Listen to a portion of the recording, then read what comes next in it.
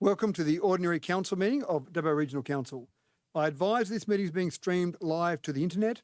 All those present should refrain from making any defamatory statements, and upon joining these online meetings, you accept the condition that your image may be recorded and streamed to the internet, as well as being retained in the archive of the recorded council meetings.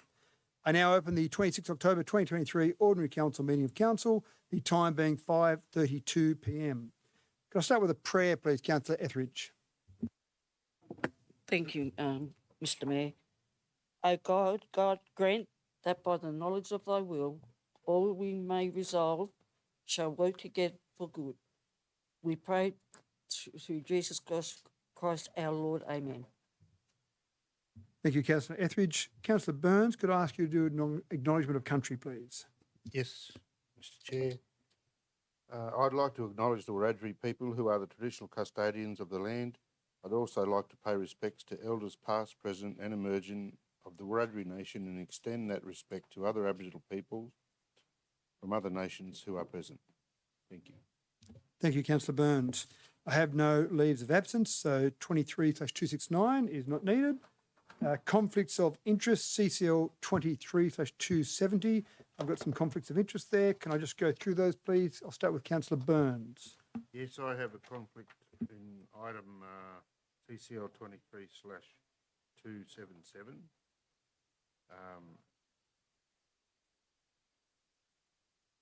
Just the corporation that I chair applied for funding deniable pecuniary interest, and I'll leave the room. Okay, thank you, Councillor Burns. Councillor Chowdhury.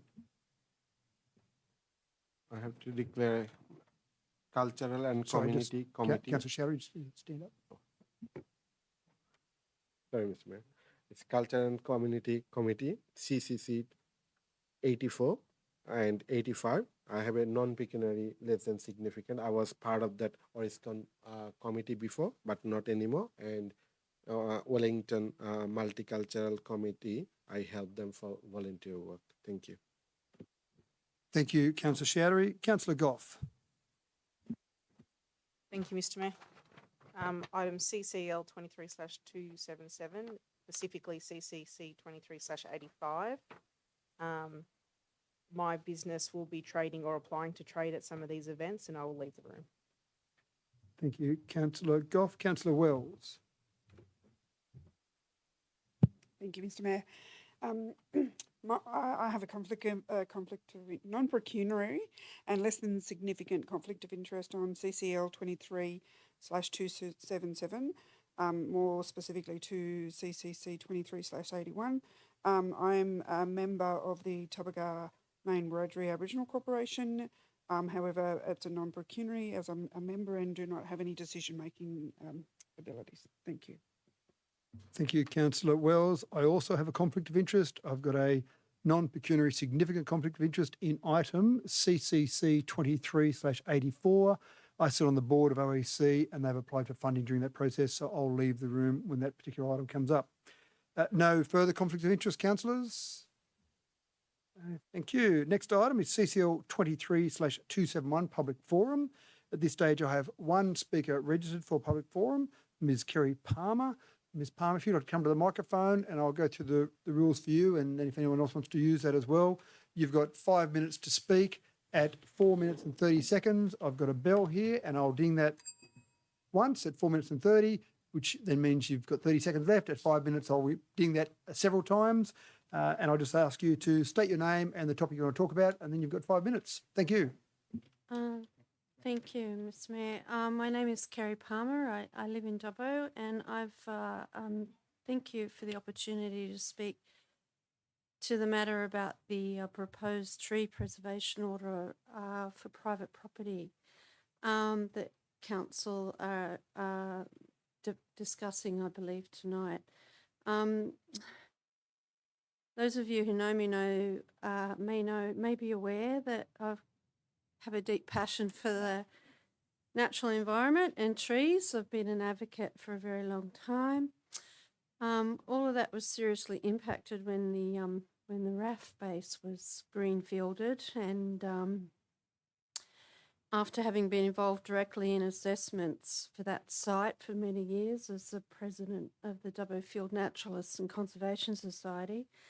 It was a tragedy, and I live around the corner, and the resultant dust bowl that we now have, and that is a daily constant reminder of the irrevocable change to the South Dubbo neighbourhood. So it was with great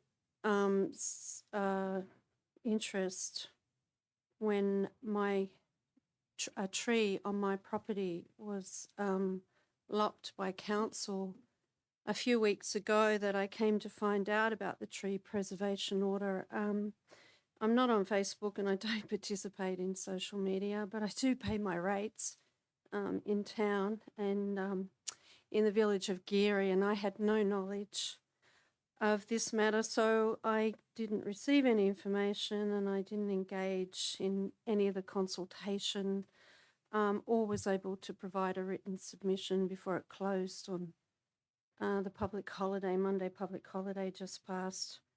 So I note that the maintenance of trees on privately owned land currently is the responsibility of the owner per council's website, and that trees play a major role in urban environment by absorbing heat, providing shade, reducing solar radiation. They also assist in noise reduction and air purification. That's all on council's website. And of course they do provide habitat as well. So I was quite shocked to come home about the 29th of September to find that Cedrus deodar, a Lebanese cedar of some 60 or 70 years on the front of my property, was lopped by council. I consider it to be an act of vandalism because I wasn't advised or consulted on the work that was undertaken on that tree on my property, and council did not obtain my consent. The resultant loss of privacy, loss of shade, increased heat and sun penetration from the western sun, excessive glare now from the street light across the road, and also a very unpleasant altercation with my neighbour, who apparently had instigated the initial inquiry,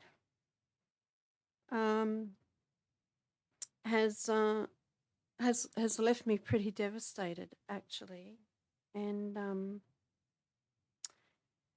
the request was because of line of sight, evidently. I note that most trees, paper barks, street trees, paper barks, bottle brushes, etc., down Taylor Street that are on the street hang over the footpaths and would impede pedestrians or line of sight. So I don't find that a very useful argument for what was described by council's arborists after I made a complaint. An unfortunate set of circumstances. When I contacted council's customer service, so I was told that, well, it was an apology, sorry, it's not a very good job, and we're sorry that we didn't contact you, and that it was done by Australian standards. Now, the pruning of amenity trees, I'm aware there's a level 3. I'm not sure that was done by someone, by a qualified arborist, and I'm also aware of other legislations that relate to this matter, and Thank you, there Ms. we are. Palmer. Thank you. That's your 5 minutes up. Thank you for your time and coming along tonight. Now, we have no other registered speakers for public forum, but as per our standard meeting procedure, there is an opportunity for anyone else from the audience, and that means you, Mr. Etheridge. If there's anyone else from the audience that wants to come forward and say anything, you're welcome to do so. You've indicated no. So thank you for coming along tonight. The next item on the agenda, CCL 23/272, confirmation of minutes. Have someone move that way, please. Thank you, Councillor Showery, seconded by Councillor Etheridge. Any discussion or debate, councillors? Being none, I put that. All those in favour? Against? Declare that carried. Next item on the agenda is CCL 23/273, mayoral appointments and meetings. Have someone move that, please. Thank you, Councillor Ivey, seconded by Councillor Wright. Any discussion or debate? No, there being none, I put that. All those in favour? Against? Declare that carried. Next item, CCL 23/274, status of notices of motion. Have someone move that, please. Thank you, Councillor Ivey, seconded by Councillor Goff. Do you wish to speak to that one, Councillor Ivey? No, thank you, Mr. Mayor. Okay, thank you. Any further discussion or debate? There being none, I put that. All those in favour? Against? Declare that carried. Next item, CCL 23/275, monthly reporting snapshot for councillors. Have someone move that, please. Thank you, Councillor Wells, seconded by Councillor Goff. Councillor Wells, do you wish to speak to that? No, thank you, Mr. Mayor. Okay, thank you. Any discussion or debate, councillors? Being none, I put that. All those in favour? Against? Declare that carried. Next item is the report of the Infrastructure Planning Environment Committee, CCL 23/276, moved by Councillor Wright, seconded by Councillor Etheridge. Councillor Wright, do you wish to save and accept anything out of that meeting? No, thank you, Mr. Mayor. It's a pretty simple one, that one. Thank you. And do you wish to speak to it? And no, thank you for that either. Thank you. Any discussion or debate, councillors, from the Infrastructure Planning and Environment Committee meeting? There being none, I put that. All those in favour? Against? Declare that carried. Next item is the report of the Culture and Community Committee meeting, CCL 23/277, moved by Councillor Goff, seconded by Councillor Wells. Councillor Goff, you wish to save and accept CCC 23/84 and CCC 23/85. That's correct? Okay, thank you. So move, save and accept those two items. Any other items wish to be saved and accepted or removed from that, councillors? No. Councillor Goff, do you wish to speak to the rest of that paper? No, thank you, Mr. Mayor. Okay, thank you. Any discussion or debate, councillors? There being none, I put that. All those in favour?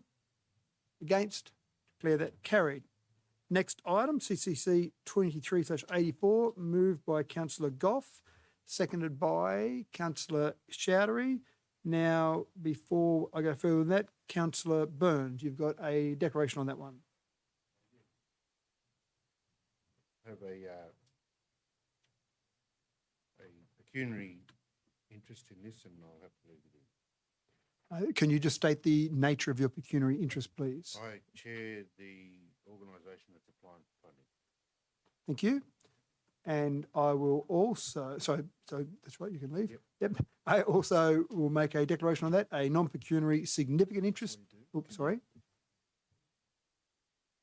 Sorry, my apologies. Thank you. So, Councillor Showery. Yeah, I have a non-pecuniary less than significant for CCC 84 and 85. Thank you. So I only need to do 84 at this stage, Councillor Showery. So, Sorry, yeah, 84. yeah, thank you. Thank you. And you need to just state the nature of that interest. Yeah, I've been part of that ORISCON committee before, but not any longer. Thank you. Thank you, Councillor Showery. Councillor Well. Thank you, Mr. Mayor. I have a non-pecuniary and less than significant conflict against the CCL 23/277 plus CCC 23/81. Maybe the wrong one. 84, sorry. Yeah. I'm a member of the Tubbergar Main Wiradjuri Aboriginal Corporation and have no voting rights. Have voting rights. No decision-making rights. Thank you. And I'll stay in the room. Thank you, Councillor Wells. So before I declare mine, any other declarations on that one? Councillors, no. I'll also declare on that one I'll have a non-pecuniary significant interest, and that's because I sit on the board of OEC, and OEC have applied for funding in this process. So I'll leave the room and ask Councillor Ivey to come forward and chair the meeting, please.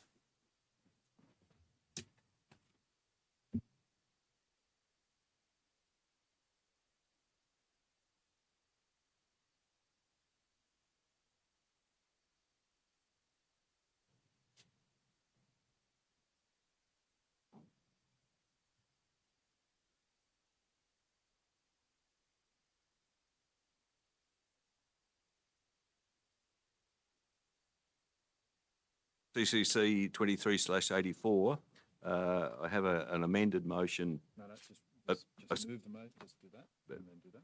Beg your pardon. The Community Services Fund 2023/24, Round 1, Community Benefit Fund, funding in accordance with Section 356, the Local Government Act 1993.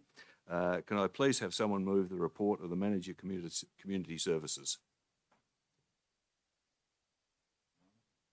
Councillor Mann, you're moving it, and Councillor Etheridge seconded. Thank you. Councillor Mann, do you wish to speak? Will you speak to that motion? No, thanks, Deputy Mayor. And Councillor Goff, I think you have, I believe you have an amendment. Yes, thank you, Mr Chair. Community Service Fund 23/24, Round 1, and the amendment reads, 1, that council allocate $90,233.24 to the community-based organisations in accordance with Section 356 of the Local Government Act 1993, and notification be sent to each recommendation applicant. Arana Education and Training Cooperative, Dubbo Legacy Division of Orange Legacy, Arana Arts, Boys to the Bush Limited, Creative Community Concepts, Tubberga Wiradjuri Aboriginal Corporation, Arana Broadcasters, Pomabella Hall Trust, Arana Support Services, Dubbo River Care Group, Dubbo View Club, Western Regional Academy of Sport. Monetary funds can be seen in the business papers. 2, that the application from Bingjang Community Radio Incorporated totaling $5,292.05 be included in the Community Services Fund 23/24 round 1 funding be allocated. And 3, that all not recommended applicants be advised of Council's Grants Hub, as well as other funding opportunities and any advice to assist further applications for Council financial assistance.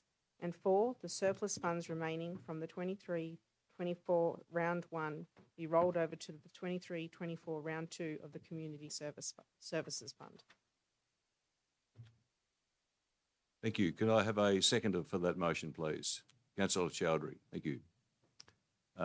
Just by way of explanation, just so that all councillors and the live streaming audience are aware, what this motion, amended motion, has the effect of is including a grant application, a grant approval amount from Bingjang Radio that was previously omitted because of an administrative error. There was a misunderstanding as to some dates. So that's why that application is now legitimate and can be considered. And the other part of the amendment is to remove the grant funding application on behalf of the City of Dubbo Turf Club. So that's the upshot of that of this amendment. Now, as Councillor Goff, as mover of the amendment, do you wish to speak to it? No, thank you. You explained it all pretty well.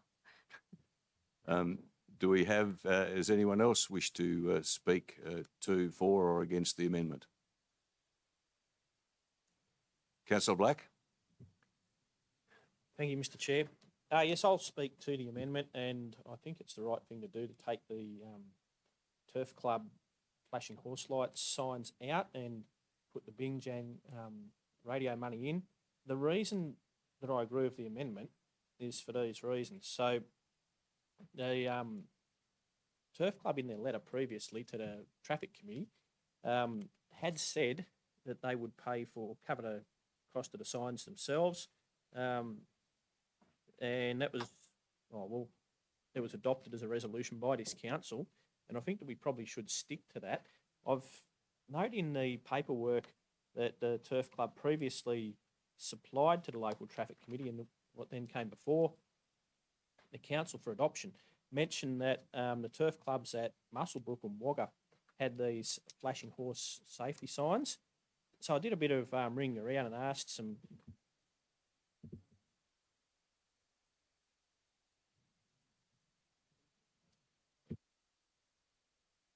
I think is a fairly standard sort of outcome, and what should be desired from council ratepayers' money As I've said previously, the Racing New South Wales, they've got a lot of money. They can put on a $20 million horse race. I'm sure that they can fund $17,000 for some flashing horse light signs at Dubbo. But when you look at it in the proposals that were in the letters that were written in to support the application, it's mostly private businesses there. It's not like kids are from a pony club or something like that. It's private businesses conducting a for-profit business that are crossing the road. Now, Transport for New South Wales have okayed those flashing horse light signs to be erected along the road, but obviously, according to them, the warning signs, the static warning signs that are currently there, are all that's required. It's not actually necessary to have these flashing signs. The flashing signs would be great, but I really do see this as a fund that funds things like toys for the toy library and those sort of things, not flashing lights for profit businesses that want to just cross the road early in the morning to use the turf club. So that's why I'll support this motion. Thank you.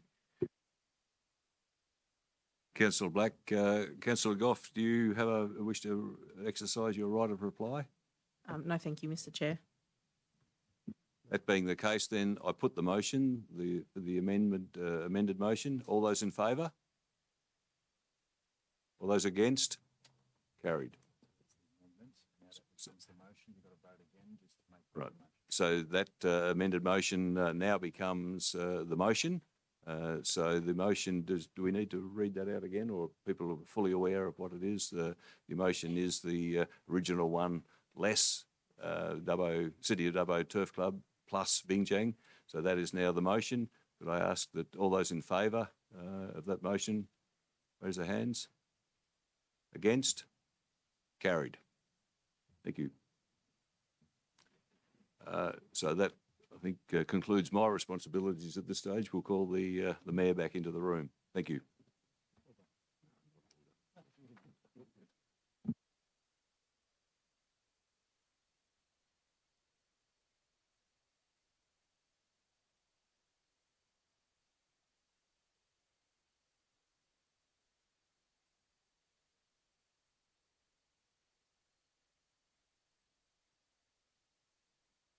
Okay, thank you, Councillor Ivey, for taking care of that for me.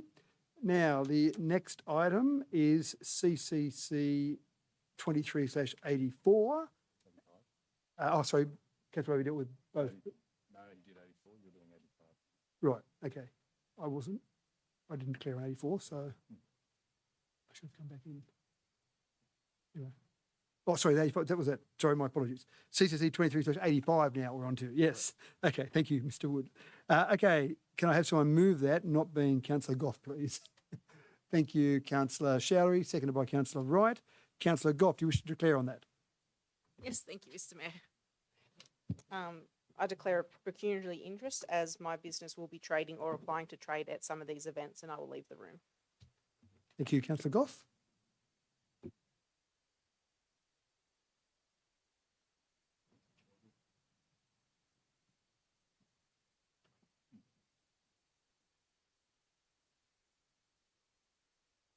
Then Councillor Showery, you want to declare on that one as well? Thank you, Mr. Mayor. I will declare non-pecuniary less than significant for CCC 85 because I helped Stuartown Multicultural Festival and Cross Cultural Festival both as a volunteer work. Thank you.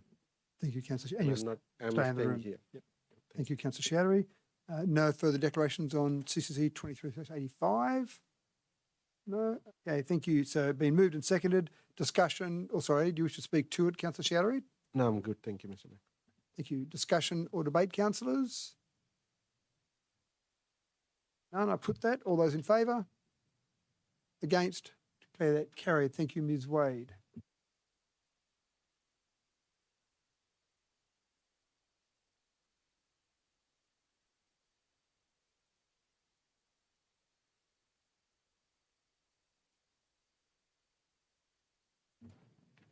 Next item on the agenda, CCL 23/278, report of the Corporate Services Committee, moved by Councillor Showery, seconded by Councillor Wells.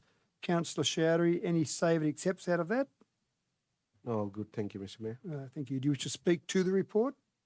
No, all good. Thank you. Any discussion or debate, councillors, on the Corporate Services Committee? There being none, I put that. All those in favour? Against? Declare that carried. Next item, CCL 23/279, report of the Audit Risk and Improvement Committee. Thank you. Moved by Councillor Ivey, seconded by Councillor Wright. Councillor Ivey, do you wish to speak to that meeting? No, thank you, Mr Mayor.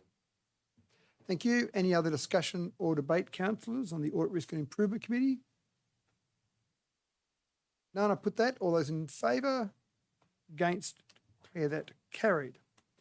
Next item is the first of the notices of motion, CCL 23/280. Councillor Chowdhury, do you wish to move your notice of motion, please? Do I need to read full motion or just moved it? You can move it, but I'll get you to speak. You can move it as a business papers. You can read it out in total if you wish, so people that are watching online can see it as well. And then Yep. I'll get you to speak to it, but I'll just get it seconded after you move it first. I would like to place the following notice of motion on the agenda for 26th October 2023 ordinary meeting of council, that the CEO provide a report on potential community tree planting activities from the existing funding. Thank you, Councillor Chowdhury. Have someone second that, please. Seconded by Councillor Wright. Councillor Chowdhury, do you wish to speak to your motion? Thank you, Mr. Mayor. To my fellow councillor, I hereby present this motion for your consideration and kindly seek your support. As we all are aware of importance and of preserving and maintaining our green space and trees within our region, Dabo is one of the dry and hotter place. Based on our most recent assessment by Dabo Regional Council, March 23, Dabo is the canopy cover in Dabo is 9.8% of the city footprint, and Wellington is 11% of the town footprint. This canopy size is not enough for our region. I request council to collaborate with the community organization, school, businesses, and individuals who share our vision of a greener and healthier region. By working together, we can build a strong network and achieve tangible result, enhancing our local environment. And also council can encourage and educate the local communities through online and other platforms do more planting. Thank you. Thank you, Councillor Chowdhury. Any other discussion or debate, councillors? Councillor Black and then Councillor Wells. Councillor Black. Thank you. Yes, I'm happy to support Councillor Chowdhury's notice of motion here. We did put, as a council, $100,000 extra into the street tree planting budget for this financial year. So it'd be interesting to see how we can get on there and work with the community to plant more trees. It's interesting to note around town when trees die or are removed, street trees I'm talking about here and on footpaths, how often they don't get replanted. So it'd be great to hear what sort of things can come out of this notice of motion and see how we can increase the tree canopy cover to urban forest of the local government area. Thank you. Thank you, Councillor Black. Councillor Wells. Thank you, Mr. Mayor. I'm happy to support this motion put forward by Councillor Chowdhury. I think it's important that we've got suitable tree canopy across our community. I would urge, or I would be interested in understanding the logistics of it in terms of how many of the trees or whether it's percentage are a native tree, so that we've got suitable tree types of planting in the area and not trees that are inappropriate for our area. Thank you. Thank you, Councillor Wells. I assume that will all be included in the report. Information along those lines will be included in the report that Councillor Chowdhury's asked for if it goes through council. Any other discussion or debate, councillors? Councillor Ivey. Mr Mayor, yes, I'll support the motion. I think the good bit about the motion is particularly the potential for the community tree planting activities. And I take that as meaning what's the opportunity to engage the community in that tree planting. And I think this whole thing about canopy and the increasing number of trees is just so important. And we as a council, to make it work, really do have to engage the community. So I think as part of that motion, if that can really be brought to consideration, that what is the potential for that community tree planting to take place, I commend the motion. Thank you. Thank you, Councillor Ivey. Any further? Councillor Wright. Thank you, Mr. Mayor. Just a short one. I too will support the motion Councillor Chowdhury is putting up here. A couple of things from a public open space perspective. Obviously, council holds a lot of that. Gives council an opportunity to step up and be a leader in that sort of space and increase that canopy on our footprint, not just on that public footprint, but sorry, not on a private footprint, but on our public space. And second to that, this is a great opportunity to become an education leader as well, not only an action leader but an education leader, and bring the community with us. And I think that'll tie in quite nicely with the conversation about a tree preservation order a bit later on. Thank you. Thank you, Councillor Wright. Any further items, councillors? Councillor Chowdhury, you have a right of reply to anything that was said in the debate if you wish to utilise that. No, I'm good. Thank you, Mr. Mayor. Thank you. Okay, councillors, have that before us. All those in favour? Against? Declare that carried. Next item, CCL 23/281. Councillor Chowdhury, you should move that as well. Thank you, Mr. Mayor. I would like to place the following notice of motion on the agenda for the 26th of October 2023 Ordinary Council meeting, that the CEO provide a report back to the Council that includes previous architectural concept designed for indoor aquatic facilities and cost and associate quality surveying for construction, operational cost, and provide funding alternatives. Thank you. Thank you, Councillor Chowdhury. Have someone second that, please? Thank you, Councillor Black. Councillor Chowdhury, do you wish to speak to your motion? Thank you, Mr. Mayor. Thank you for allowing me to place this notice of motion on today's council meeting. I stand before you to emphasize the critical importance of the indoor aquatic facilities for the Dabo region. Our Dabo region, blessed and diverse landscape and rich cultural heritage, is absolutely magnet for tourists throughout the year. However, there is a deficiency that has been long been felt, especially when it comes indoor swimming facilities. My understanding, in April 2021, the Dabo Regional Council took the important step of initiating an EOI process to identify qualified pool architects. DRC has received response from 16 companies. From those, DRC selected 4 architects to proceed with stage 2 to develop concept design. It was a significant step forward, indicating to making this project a reality. However, the progress seems to be stalled after this promising start. There has been a little information available to the community about the fate of this design and overall status of this indoor pool project. This has felt our community wondering whether we will ever see an indoor swimming pool in Dabo. Today, I eagerly ask your support for this notice of motion. I hope a CEO's report will provide us a clear vision and future direction for this indoor pool. The people of Dabo and the surrounding region need to know if we will ever get these facilities. Thank you. Thank you, Councillor Chowdhury. Other discussion or debate, councillors? Councillor Black and Councillor Wells. Councillor Black.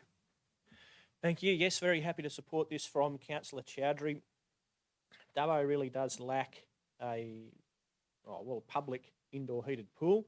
That's something that we should be looking at as a council. We know that the previous council, from my understanding, that was one of the reasons why they brought the management in-house, was so that they could then look at doing something with the pool.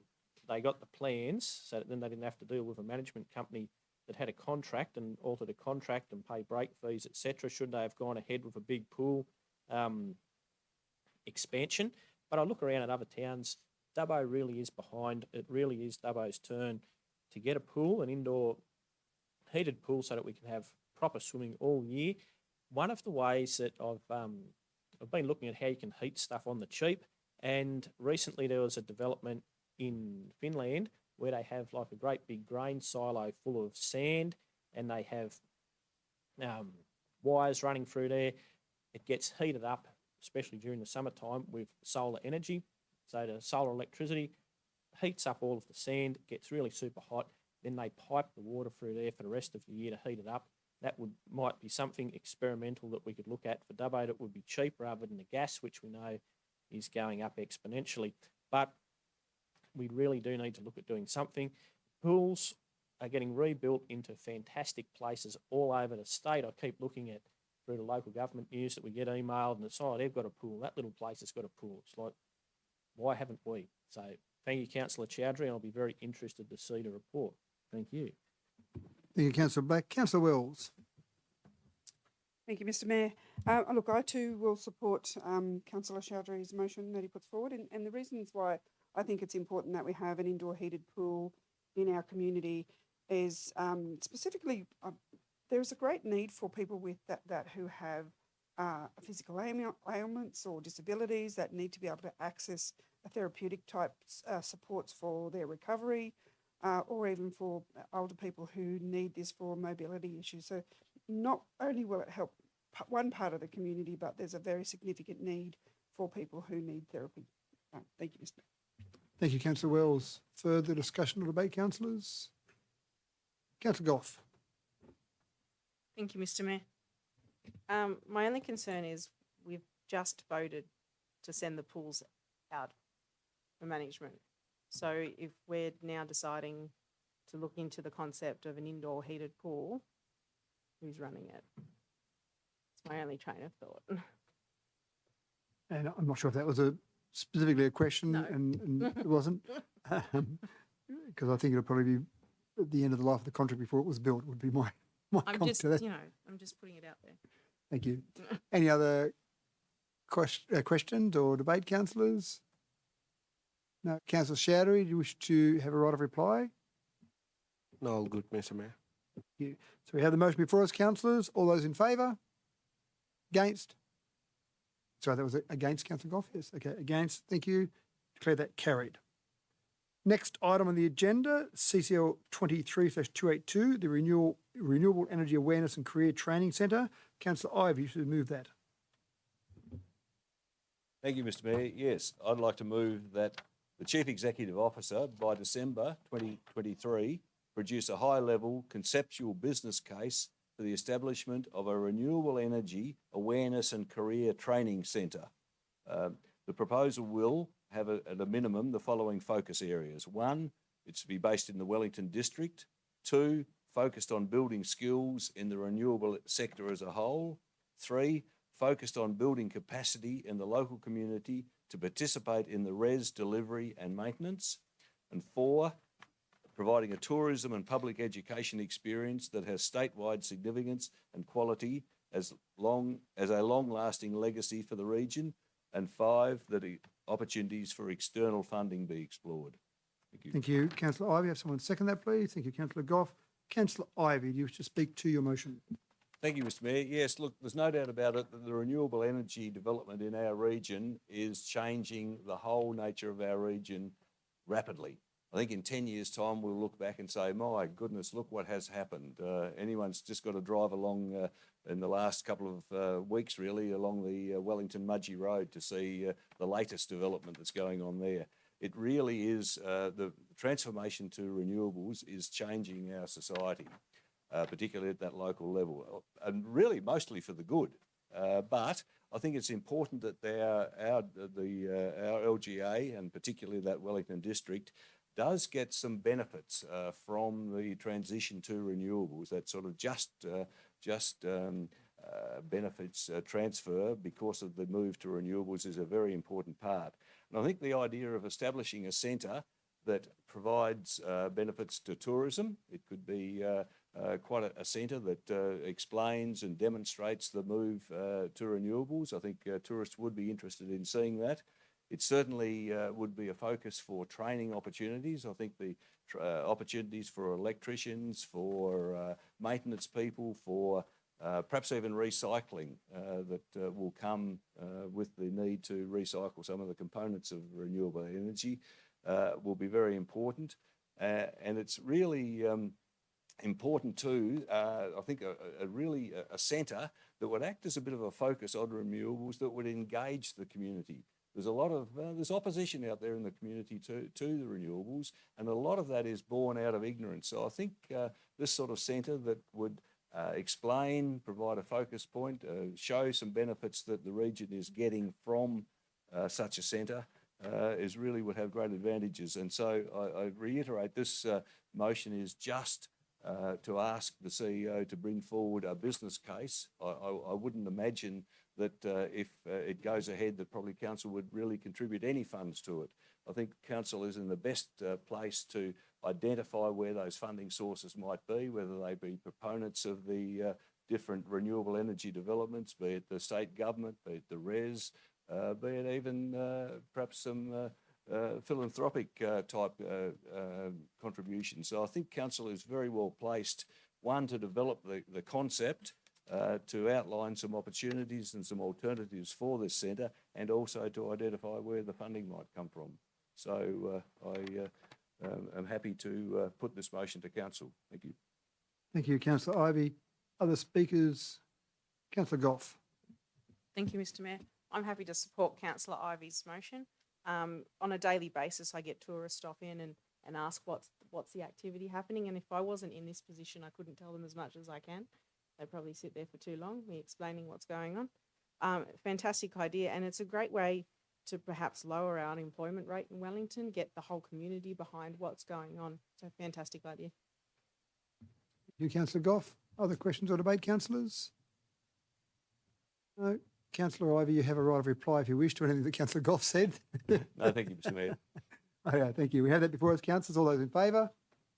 Against? Declare that carried. Next item, CCL 23/283, Councillor Black.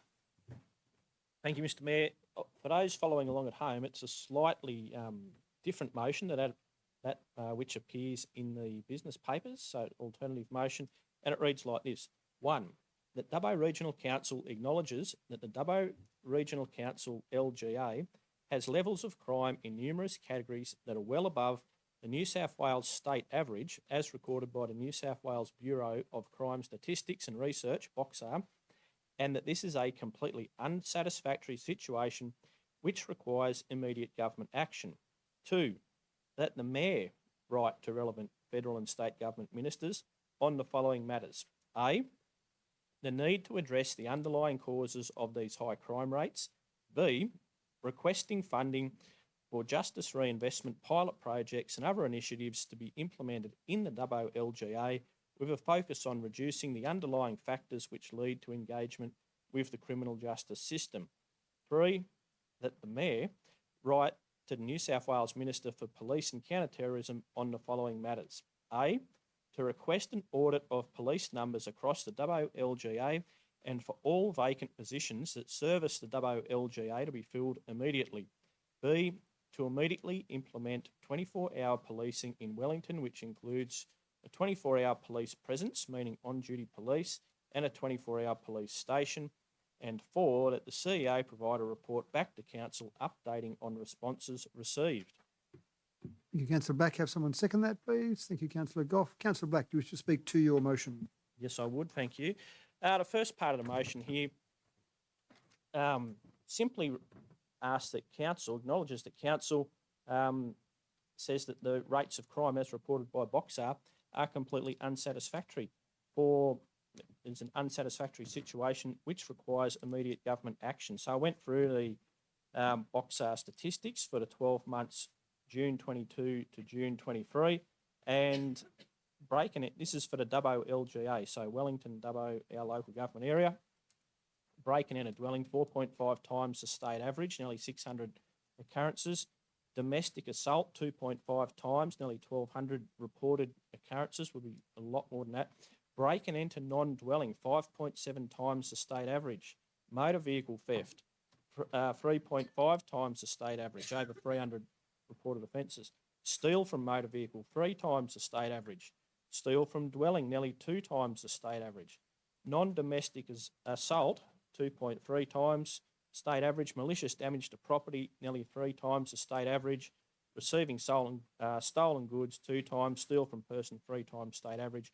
Steal from retail store, 2 times the state average. So those figures, Dubbo and Wellington residents shouldn't just have to put up with high crime rates, and we're saying to the people that we're going to write to, the state and federal government ministers, that this is unacceptable. We need some government action immediately to help reduce these rates of crime. Now, we've written some letters previously to various state and federal ministers, and nothing has happened. This letter writing campaign It's like the British writing a note to Hitler saying in the war, what did they say? Something about, we've written you a note saying that we don't like you invading Poland or something like that. This is going to build a case for inviting them out here next to say, right, you've done nothing. Come and have an actual look for yourself. Listen to the people. We really need something to help break the cycle of crime. We need something to address what's going on immediately. We know that the police across the state, there's 1,350 vacant positions. They're having real trouble filling police positions. They reckon each day, once you have a look at all the police officers who are not in their actual positions on various forms of leave, it's nearly 3,000 positions unfilled each day. We need the police minister to fill all the positions immediately in the Dubbo LGA. I'm not too worried about what happens in other parts of the state. Fill the vacant positions here, please. We'll come back to the Wellington 24-hour policing in a minute.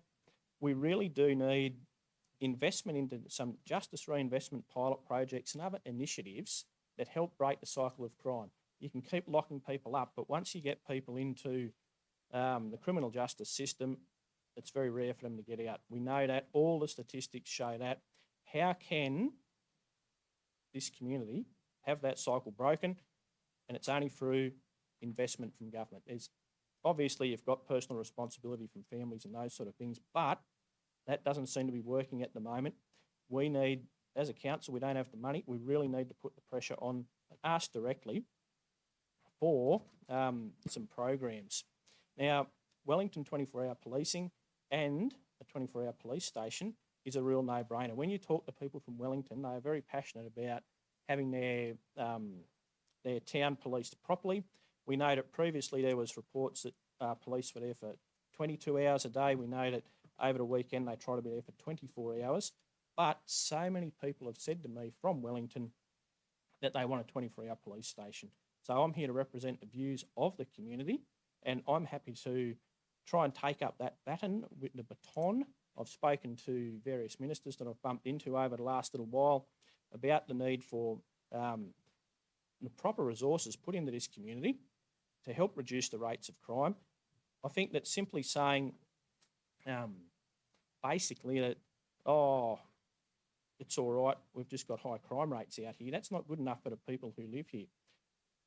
Jamie Chaffey, the Mayor of Gunnedah, has recently come out with a very strong statement, and he's in the media all over the place from the Country Mayors Association, basically asking for the state government inquiry into levels of police. Now, that was with New South Wales Farmers and the Police Association.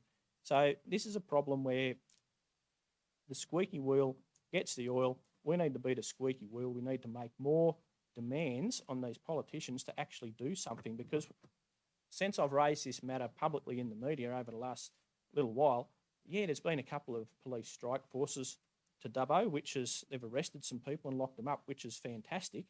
But we need to keep the ball rolling. We need to get the place policed properly. We need to get the proper programs in place, and we need to know that we're not just going to go away, that we do take crime seriously, that we're not just worried about the potholes on the roads, that we are actually worried about crime as well, and see where we can get with this. But I'll keep speaking to politicians wherever I see them. Spoken to Yasmin Catley, the Police Minister, personally, Michael Daly, the Attorney General, the Chief of Staff from Jihad Dib's office, all to do with what can we do. We need some resources, but we need to really keep the pressure on them and get them out here. I know that Yasmin Catley, the Police Minister, is going to go to the Gunnedah Crime Summit. She's like the main event there. But what are we actually going to see for it? So we really do need to put the pressure on these people. Last council ran a campaign to get drug court, youth court and rehab centre. The last thing that they didn't get was justice reinvestment projects. That can be something that we really should push for as a council and say we deserve better for our community. We want to see crime rates reduced. Two-pronged approach. We need to police properly and we need to break the cycle of crime. Thank you. Thank you, Councillor Black. Further discussion or debate, councillors? Councillor Goff. Thank you, Mr Mayor. I completely support this motion by Councillor Black. The statistics that Councillor Black has read out are just the ones that are reported. And I can tell you that the people of Wellington do not feel like that they can go to the police and report everything that happens because we don't have the staffed police there that we should have allocated. I don't think it's unreasonable to ask the state government for the resources that Wellington needs or should have if you're going to keep approving your renewable energy projects into the area, which are fantastic, but what it does is bring more people into the town. So let's get the police that we need to look after the area. Thank you, Councillor Goff. Councillor Wright. Thanks, Mr. Mayor. Just addressing that point just from Councillor Goff, it's probably a frustrating one that I find when you hear from members of the community to say they couldn't be bothered reporting crime because nothing happens. For police to build an evidence-based case on growing numbers in a certain area, absolutely relies on the community to report crime. It's a cycle. So communities are part of this as well. They do need to put their hand up. They need to report that crime, build those case statistics up so that we can push forward and support that case for a 24-hour police. So certainly community need to reach out. Certainly support the concept that Councillor Black's trying to push here. I noticed that point 1 in that particular motion. Look, there's obviously some categories there where New South Wales we're above New South Wales state average. Probably some statistics and some categories where we're below as well. But none of those are sort of mentioned in there. But nevertheless, that point 2 just mentions that letter to state and federal government. And I know the Mayor did write that letter on the 22nd of August to the Minister of Police. It also went to the Minister for Youth Justice and the Minister for Families. I think there's another letter there in October, but nevertheless, it was calling out some assistance just with respect to by that here, a request for collaboration and support in addressing vehicle theft and other crime in regional New South Wales. And it sort of went on just requesting that assistance at grassroots level of government and exposing the community, concerns about crime and the community's expectation that crime would fall. But again, it's an involvement of community. And I will ask the CEO in a minute just on an update on that community safety strategy that Council has been working on. But I do see it as a grassroots problem as well, and certainly not necessarily throwing more police at it, which is a massive challenge. There's an ABC article there from only a couple of months ago, which indicates that across all states there's mass shortage of police numbers. So it's certainly not going to be a matter of pulling them out of thin air when at that time WA had 59 vacancies, South Australia 200 odd, Victoria had 800 odd vacancies. Queensland were trying to recruit about another 1,400 officers. At the time, there wasn't any statistics regarding New South Wales, but nevertheless, just a significant problem, and I think every business is facing it, just with trying to grow employment numbers. Police are exactly the same, so certainly trying to call and to throw more police at a problem may not be the issue. The community the community safety strategy that Council was working on. It does involve community owning the problem. PCYC, schools, youth groups, juvenile justice, council, law enforcement, obviously the police, groups like Boys of the Bush, Clontarf, Life Without Barriers, all those community groups that should form a part of that consultation. We can own a problem. I know we talked before about a crime summit, and look, fantastic that the guys in Gunnedah are organising a 2-day event. I'm sure community would love to get behind it, but I'm sure there's a pretty significant element of community that wouldn't be willing to throw the $935 to attend that 2-day event. I think that's a bit tokenistic. I look at those type of events and wonder, like some people in the community also would, whether it be just a 2-day talk fest from people that are much higher up the chain that aren't on the ground and at ground roots level and can help address these issues within the community right down at that base. I will throw that question through you, Mr. Mayor, to see just with respect to that community safety strategy, where that's at and how it's progressing. Thank you, Councillor Wright. To you, Mr. CEO. Thank you. And yes, as the director's on leave, so I won't have as fine grained a detail as Mr. Arms would have. But the group they've worked through with some agency stakeholders, worked with through the Youth Council and the Social Justice Committee with Council. That was very productive. Suffice to say, the first one with external stakeholders was relatively poorly attended, and I can't recall if there was another one yet or there's going to be, but we also been talking with Mr. Arms, going to go direct approach some of those agencies, get them in the room more effectively. It was hard to get them in the room at one time. So building up what the other partners to the solution could bring to the table is where we're up to at the moment.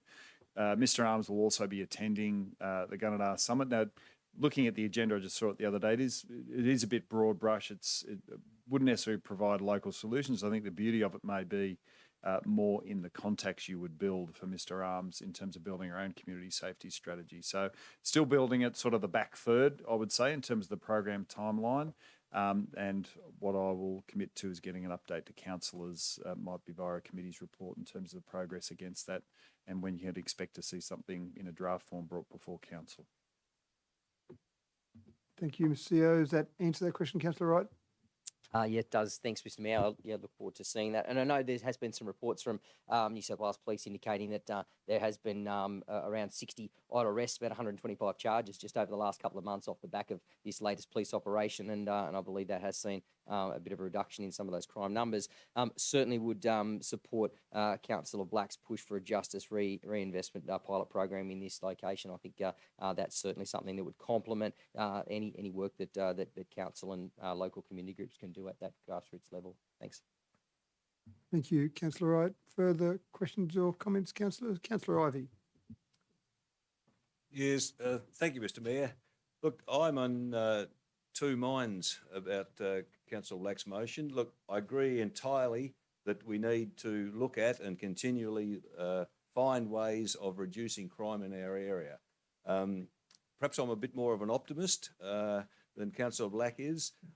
I know that I can't really speak anecdotally for the problems in Dubbo, but I do know in Wellington that until recently, when we did have a crime outbreak, which was caused by a specific reason, that crime rates in Wellington, Councillor Black, had been plummeting in the last 18 months. They'd come right down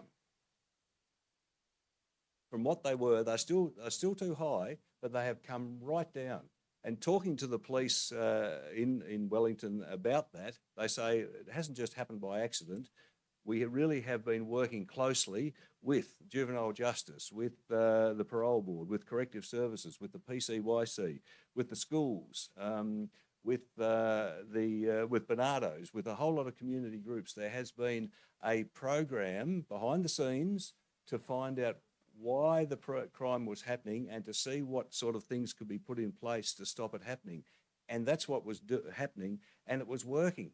Now, as I say, there was we've had a crime outbreak about a month ago, and that was for a specific reason, which would have been, I gather it was a breakdown in communication between some of those parties that I just mentioned. So I think there are some positive things happening. I don't think that they are going to solve the problem completely, but I would much prefer some emphasis on continuing that sort of work that's being done than just to for instance, to call for the immediate implementation of a 24-hour policing in Wellington, including the 24-hour police station.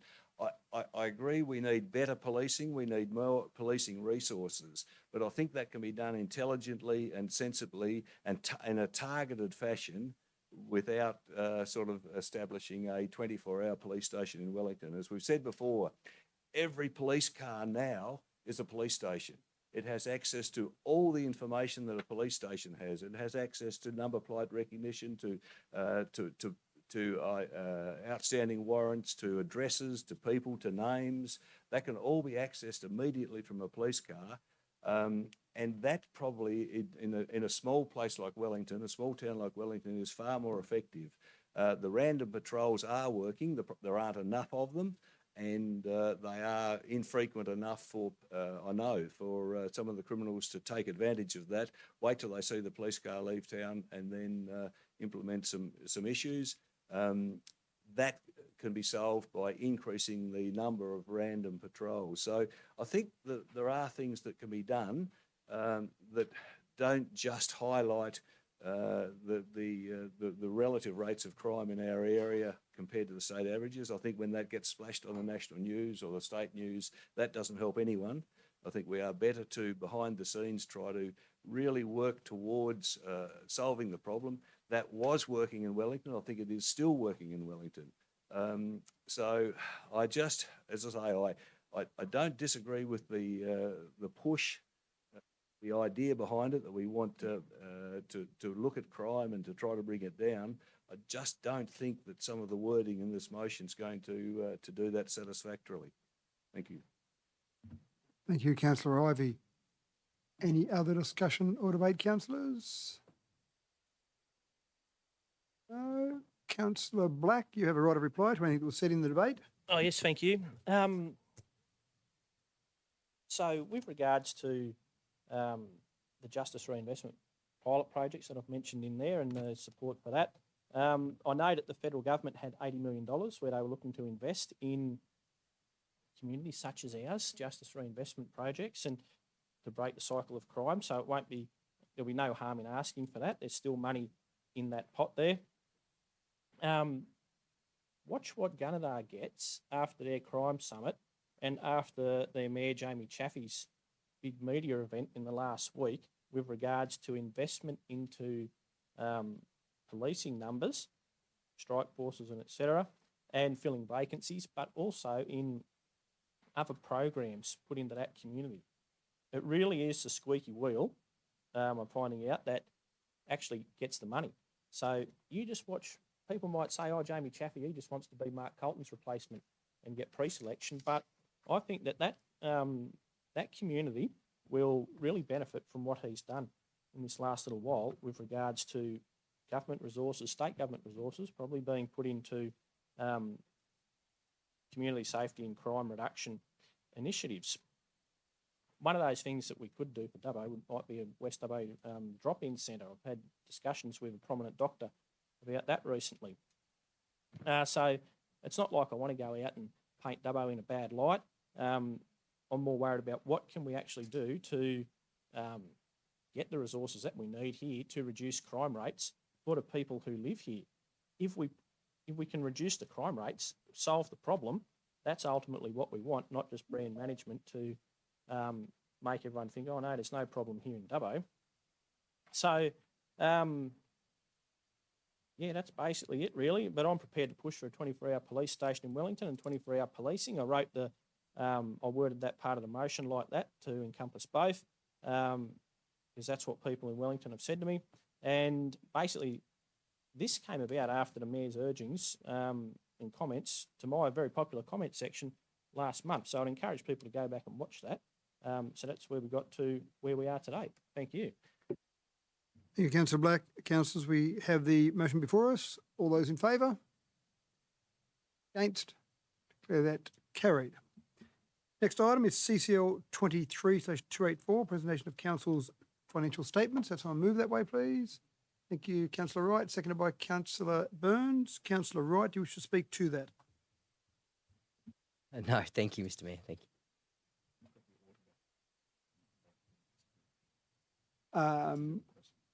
Okay, so we have got the Audit Office online there now.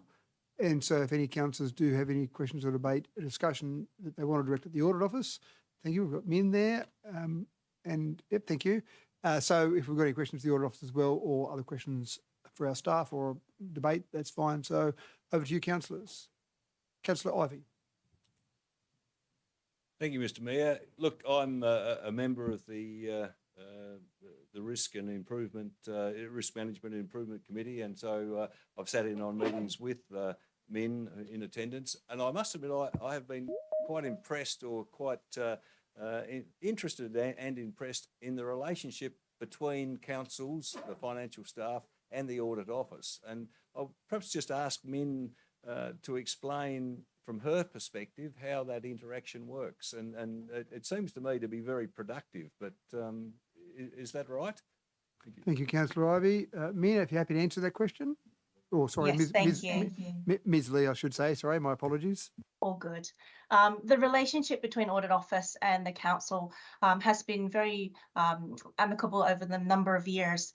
We work closely with Finance and the wider Dubbo Council members in the office, so internal audit, governance. You know, we work with a number of sub groups within the Council in order to get the audit started, underway, and to have a lot of ongoing discussions throughout the year to make sure that we have the right information, a complete information, but also, you know, the client's the council is aware of how the audits are tracking as we progress through the audit.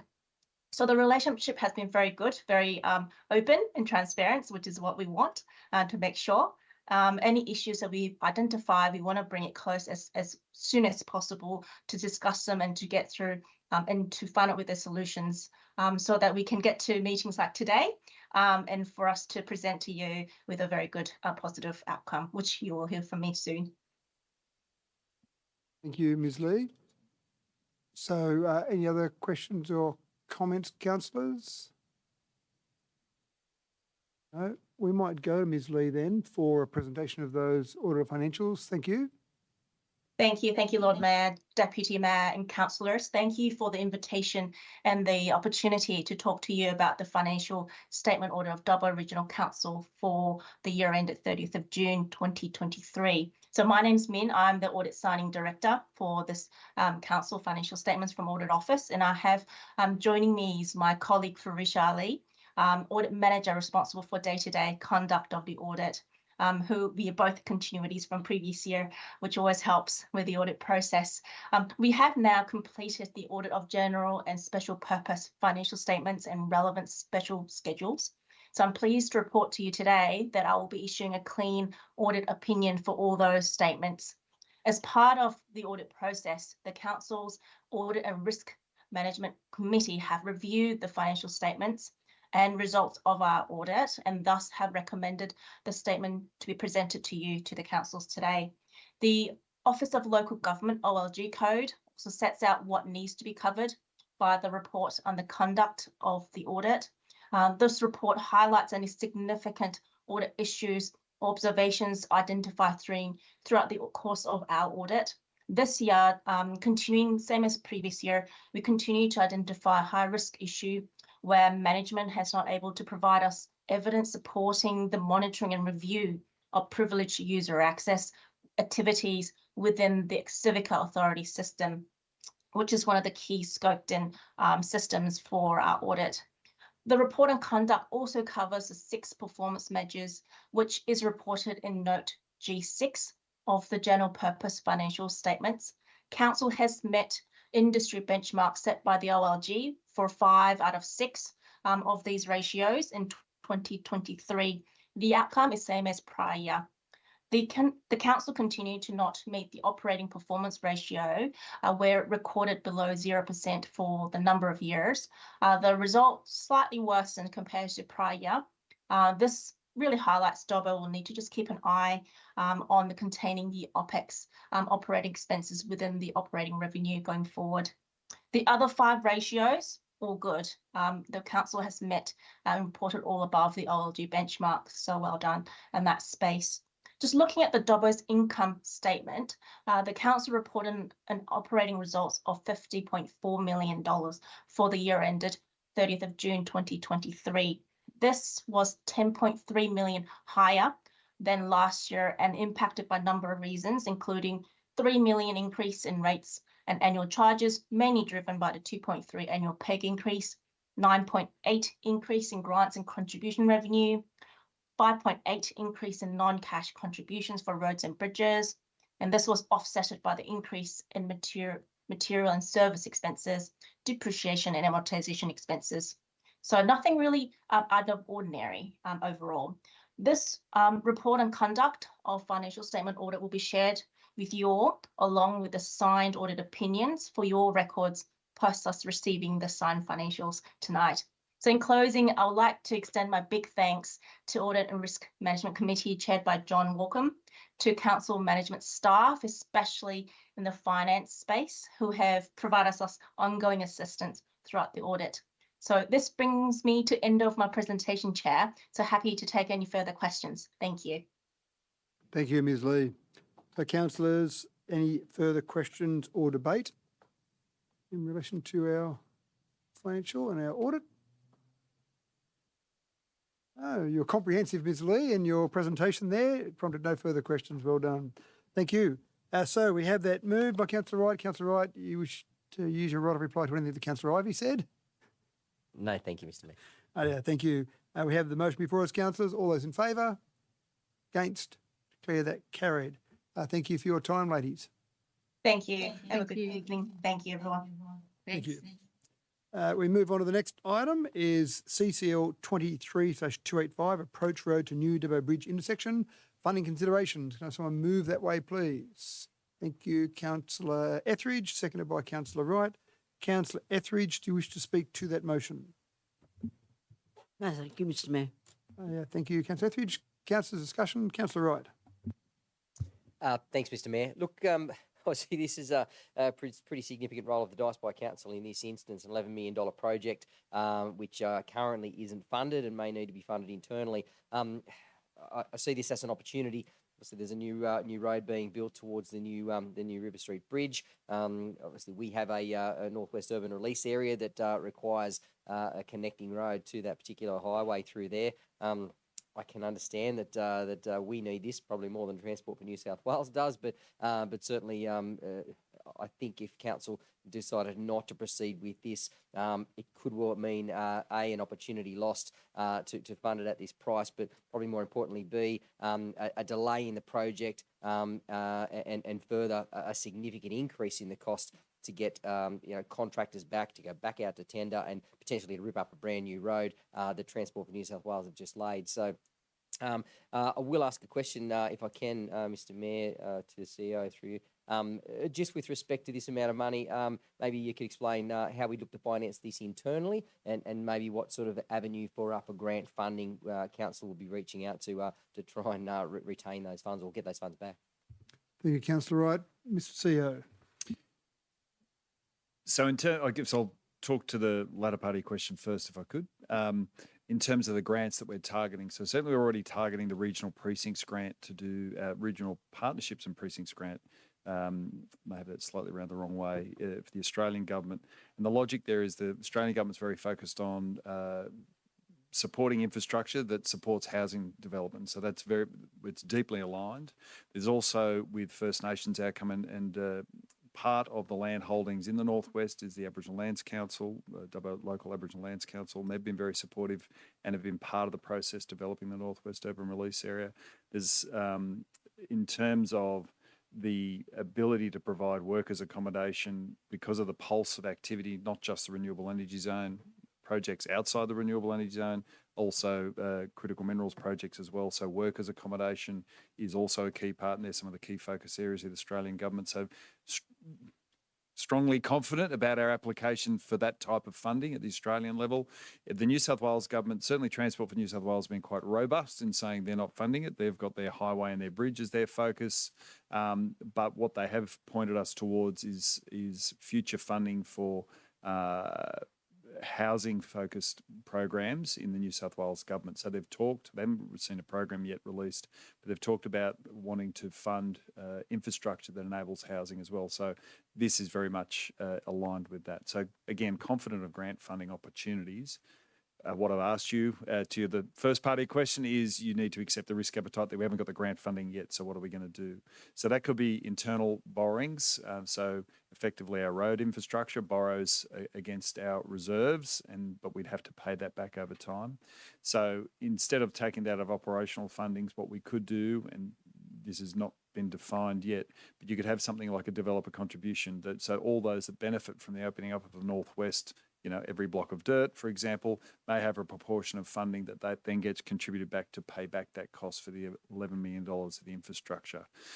And also just to point out, so it's not just about the traffic, which is key to make it accessible for all points of Dubbo. It's also to enable people to get across a major highway to get to the open space on the river, because otherwise you're going to have to dash across a major highway to get to that open space, which is going to be embellished or go all the way to the highway, Thompson Street intersection, and then back around. So not very functional from even a usability from a neighbourhood point of view as well. Or we could go down the line of external borrowings, and again, then you'd look at other ways like some sort of contribution plan to fund that borrowing as well. So mix of internal or external, but then those ways of getting those that benefit from the opening up of the Northwest to contribute to that essential infrastructure as well. Thank you, CEO. Any further, Councillor Wright? Thank you. Just leading on from that then, with respect to that opportunity to link that road, if you like, up to the highway itself, if that opportunity wasn't there, and council would obviously then have to fund a road in some other way, shape, or form, what would then be the case? Redirection of traffic to Bungle Gumby Road, or find some other way to move traffic around if we didn't look at this as an opportunity cost? Thank you, Councillor Wright. Mr. CEO? Thank you, Mr. Mayor. Certainly, it would be challenging, and it certainly would significant increase in costs. So, we need the road. Transport doesn't need it for their highway, and the standard is that you pay for your entrances onto highways at our cost. So we'd be paying for that cost down the track. So if we did not go for this now, it's a more expensive construction project. We'll be slicing up the Newell Highway, brand new road. The expense is we have to expand it and increase waiting lanes to turn right into lights to get. So that's where the whole expense is as well. We're widening that part of the highway.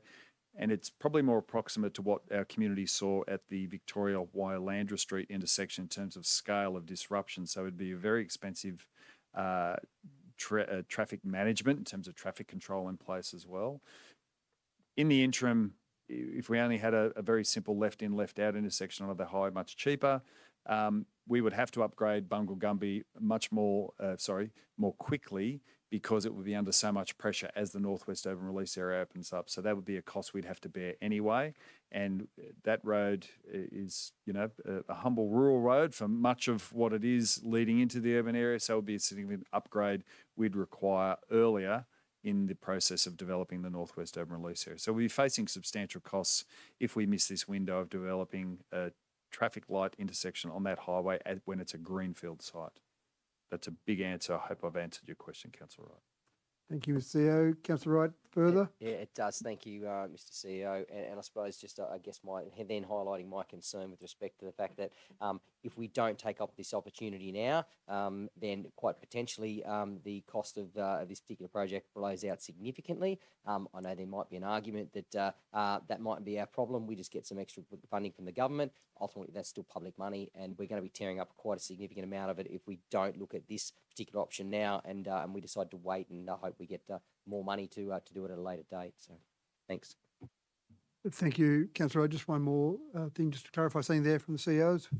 Probably what I didn't point out, we're in this, not just the timing in terms of greenfield. We do have this ability. We were successful in securing $9 million from New South Wales government for planning to go to the approach road, which is needing the intersection, and we're contributing 3. So we've actually got 50-50 funding right now that we can leverage to get the other 50% off the federal government. That's a pretty standard request from the Australian government. If we do delay it, we've already spent the $12 million, so we haven't got something to leverage to access Australian government. So we're in a weaker position for future grant applications as well. So that's something I didn't point out earlier. Sorry. That's right. I'm not sure for that one. Thank you, Mr. CEO. So nothing further, Councillor Wright? Okay. No, thank you. Other questions, comments, councillors? Councillor Black. Thank you, Mr. Mayor. I'm going to vote against this, and I'm going to tell you all why. This is basically, I'm really annoyed at the state and federal governments here, because they shouldn't be placing this much risk onto ratepayers. This is their bridge through what was always planned to be a residential subdivision until, we're going to put a bridge, River Street Bridge, right through the middle of it. They are the ones who should be carrying the can here, not potentially putting $11 million of ratepayers' money at risk. This is $11 million that we don't have. It's a shame we don't know the cost of the left in, left out turn lanes exactly, or that we don't have it nailed down exactly how developer contributions would pay for $11 million set of lights. So in that case, and really for me, I hope that we do get a government grant for the lights, but it's too much risk to put onto ratepayers when we're in a cost of living crisis, and we've heard time and time again how we're in a serious budgetary situation here at council. So I'm very annoyed at the state and feds. Remember, it's 80% funded, this bridge, by the federal government, 20% by the state. Dubbo Council ratepayers aren't putting any into it, but all of a sudden, now you have to put $11 million in. And yeah, you might get some funding or you might not. So that's too much of a risk for me at the moment, considering our budgetary situation. Yes, we've seen over at the West Dubbo roundabout that was turned into lights, and the Fitzroy Cobra Street roundabout that was turned into lights. Once those intersections got choked, the state stepped in and they funded fully the cost of putting in the set of lights, and that would eventually have to occur over on the River Street Bridge, where you turn in and out of the future subdivision there, because that would get choked up pretty quickly. But once again, we just need to put it back on the state and feds and say it's really up to you. It's not up to Dubbo ratepayers to potentially carry the can for this. But I would think developer contributions, if we could work something out very quickly there, that would be great. The fact that the bridge is blown out by tens of millions of dollars, we know that they had planned for the piles to go down 30 metres, but they've had to dong them in down to 60 and 63 metres down to bedrock. That's their problem. They shouldn't now be saying, oh, well, you have to pay for this intersection. That should be paid for by the state and feds, in my opinion. So River Street Bridge, ill thought out from the very start. We know there was a large community backlash, at least 11,000 signatures on a petition from people in the community saying you've got this one wrong. And they've also got it wrong, the state and feds, in putting council money, $11 million of council ratepayers' money, at risk for this ill-conceived bridge. And we really do need a set of lights there, but we don't need the risk of $11 million. Thank you. Thank you, Councillor Black. Any further questions or debate, councillors? Councillor Ivey. I agree with just about everything Councillor Black said. For the reasons that that highway is it's effectively a national highway. I mean, it carries a lot of traffic from Victoria through New South Wales to Brisbane. It's incredibly important. The fact that it runs really through a residential area is as the main highway is silly. There should be a bypass route around Dubbo. If there was a bypass route around Dubbo, I could see that the cost of gaining access into that road should be met by the local residents or the council with perhaps some state government funding. But there is no bypass. There's not even a proposed bypass. So therefore, I do agree with Councillor Black that the state and federal government should bear the cost of providing a set of lights there. Where I do disagree with Councillor Black, though, is that, look, it's a risk payoff thing.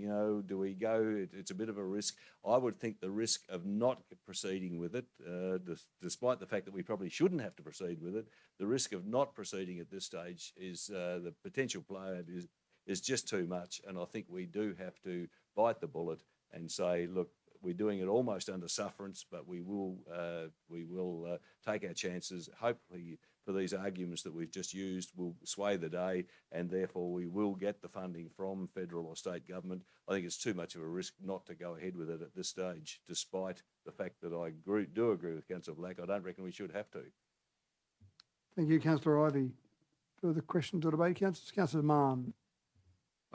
Just concurring, Councillor Ivey put it much better than I probably could, but I tend to agree with everything he said, including the fact that we can't let the opportunity go. I think the opportunity cost is what we're really voting on here. What you cost further down the track if we don't commit to the project at the time, which is right now, I believe, Mr. CEO, it has to be committed to quite shortly. Yep.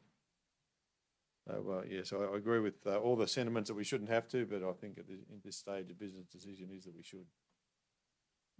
Thank you, Councillor Mann. Further questions or debate, councillors? Councillor Etheridge, you have a right of reply to anything that was said during the debate. No. Thank you. Councillors, we have that before us at the moment. All those in favour? Against? Declare that carried. Next item is CCL 23/286, the draft Bumblegumby Road Development Control Plan. Can I have someone move that, please? Thank you, Councillor Wright, seconded by Councillor Chowdhury. Councillor Wright, do you wish to speak to that? Thanks, Mr. Mayor. I understand the proponent of this DCP has elected to it's got a loan outside the Northwest Urban Release DCP, so it's a separate one here. Just a question just with respect to some consistency around this DCP, which is literally going to be butting up directly against the other DCP, which is a bit further advanced from what I understand.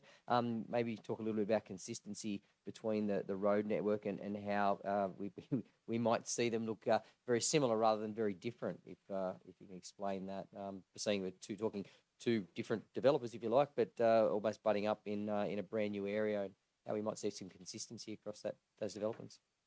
Thank you, Councillor Wright. To you, Mr. Mr. Jennings. CEO, and then over to Mr. Jennings. Thank you, Mr. Jennings.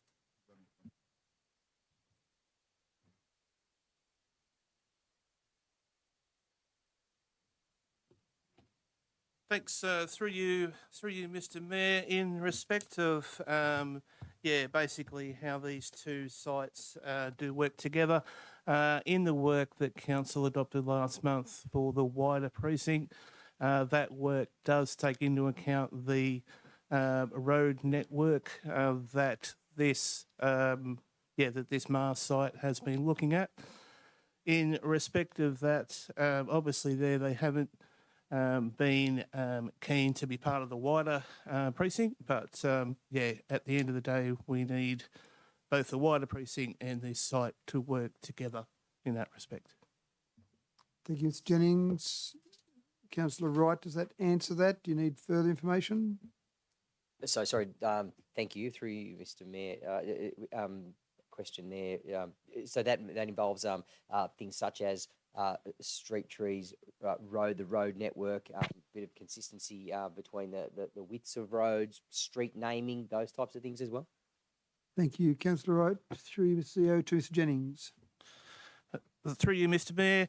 In terms of road widths, the draft DCP that's here tonight has the same road widths proposed as what was adopted in the wider precinct as well.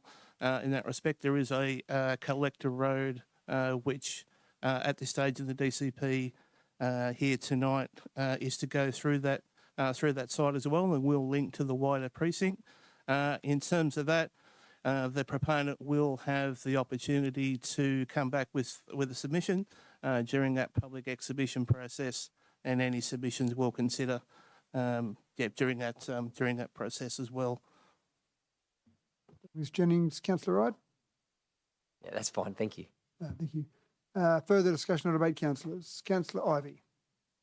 Yes, thank you, Mr. Mayor. Just going on from Councillor Wright's question, and again through you, Mr. Mayor, to Mr. Jennings, the concept plans that we saw from the consultants before with the Northwest precinct development looked fantastic. We had roadways, we had avenues of trees, we had cycleways and walkways beside routes, enabling people to access or to travel through that development and then access public spaces and down to the river areas.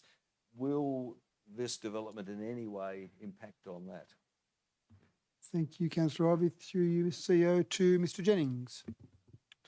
Through you, Mr. Mayor, the DCP that we've got here tonight, it has a very similar flavour and sort of design outcomes that have been included in its draft format. So we're, in providing this draft DCP to council, it's definitely our intent for the two sites to work together quite harmoniously. We don't want two very different development outcomes. Because the whole precinct, including this site, really needs to work together, and that's the outcomes that we're moving towards. Thank you, Mr. Jennings. Councillor Ivey, anything further? Only, Mr. Mayor, sorry, I didn't quite like those last comments. That's the concept that we're moving towards. I'd like to think perhaps it's a little bit more definite than that. That yes, it will be compatible with. And in answer to my previous questions, no, it won't impact or interfere in any way with those concept plans that we've been shown by the consultants for the other remaining areas. So I might just go to the CEO for some further comment on those comments, Councillor Ivey. The CEO. So the caveat that Mr. Jennings put forward is because it's a draft for public display, so that we can't say it is what is proposed. So that's the language why Mr. Jennings chose that That's the intent of what's before you tonight. Should you so resolve, then we go out to public display. The decision becomes after public display. Then he'll be able to say, yep, it's locked in and works effectively together. So it's a little bit of nuanced language because this is only a draft, and it would be remiss to say that that is the decision of council at this particular time, if that makes sense. Thank you, CEO. That Thank makes you. sense, Councillor Robbie. Thank you. Further comments or questions, councillors? No, there being none. Councillor Wright, a right of reply. No, thank you. Thank you. Okay, we have that before us, councillors. All those in favour? Against? Declare that carried. Now, the next item is CCL 23/237 Tree Preservation Order. Now, I haven't got a recommendation before us that we can move, so I need to have thank you, Councillor Black. Thank you, Mr. Mayor. Yes, I'll move one. Let's just do it sort of from here. The recommendation that council determine whether all right, that council, prepare a report to come back to council outlining a proposed framework for tree management guidelines for trees on private land at an intervention level of 8 metres and also at 10 metres or higher with DBH measurements threshold, including administration, design, compliance and resourcing implications. And 2, that council develops an education program highlighting the importance of retaining trees, increasing canopy coverage and the benefits that they provide to our urban communities. And just to clarify there, Councillor Black, you more or less wanted 2 proposals, one if it was at 8 metres and higher, and another one at 10 metres or higher, so you can compare those two. Is that the intent? Yep. Yep, okay, thank you. Can I have someone second that, please? Thank you, Councillor Showery. Councillor Black, do you wish to speak to that? Oh, yes, thank you. Look, this is just to get a report. People don't need to panic. I think let's just get a report, see, right, this is how it would actually work, a tree preservation order on private land. This is what other councils do. This is how it works in other places. This is what it may potentially look like in Dubbo, and then people can really make a completely informed decision on that. Look, we know that it's getting hotter and drier. Other than maybe Broken Hill, Dubbo would be the hottest inland city in New South Wales, I'm going to guess. Completely unfounded, that statement, but I'm just going to put it out there as a fact. If you say it with confidence, I've been copying Councillor Ivey, you can say anything, just say it with confidence. And I should have learnt that earlier. But it will be interesting to see if we vote this up, what those measures might include, what the impact might be on Dubbo, how residents then feel about that, and what impact it might have on maintaining and increasing canopy coverage, because look, we've all been to really nice places in Sydney and other parts of major cities that have lots of street trees and lovely trees. I remember my great-grandmother's place at Linfield. It was like a jungle down the back. It was very scary as a small child with these wild chooks, but it was just like an amazing place. And if we could see a bit more of that in Dubbo and also help the amenity and as the climate warms, as it's got to, simple fact of physics, that we do make Dubbo a more livable city by increasing the canopy coverage and the shade and keeping down temperatures. So if we vote this up, which I encourage councillors to do, then I'll be very interested to see a report on those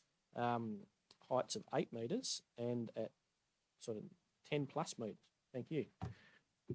Thank you, Councillor Black. Other speakers? Councillor Wright.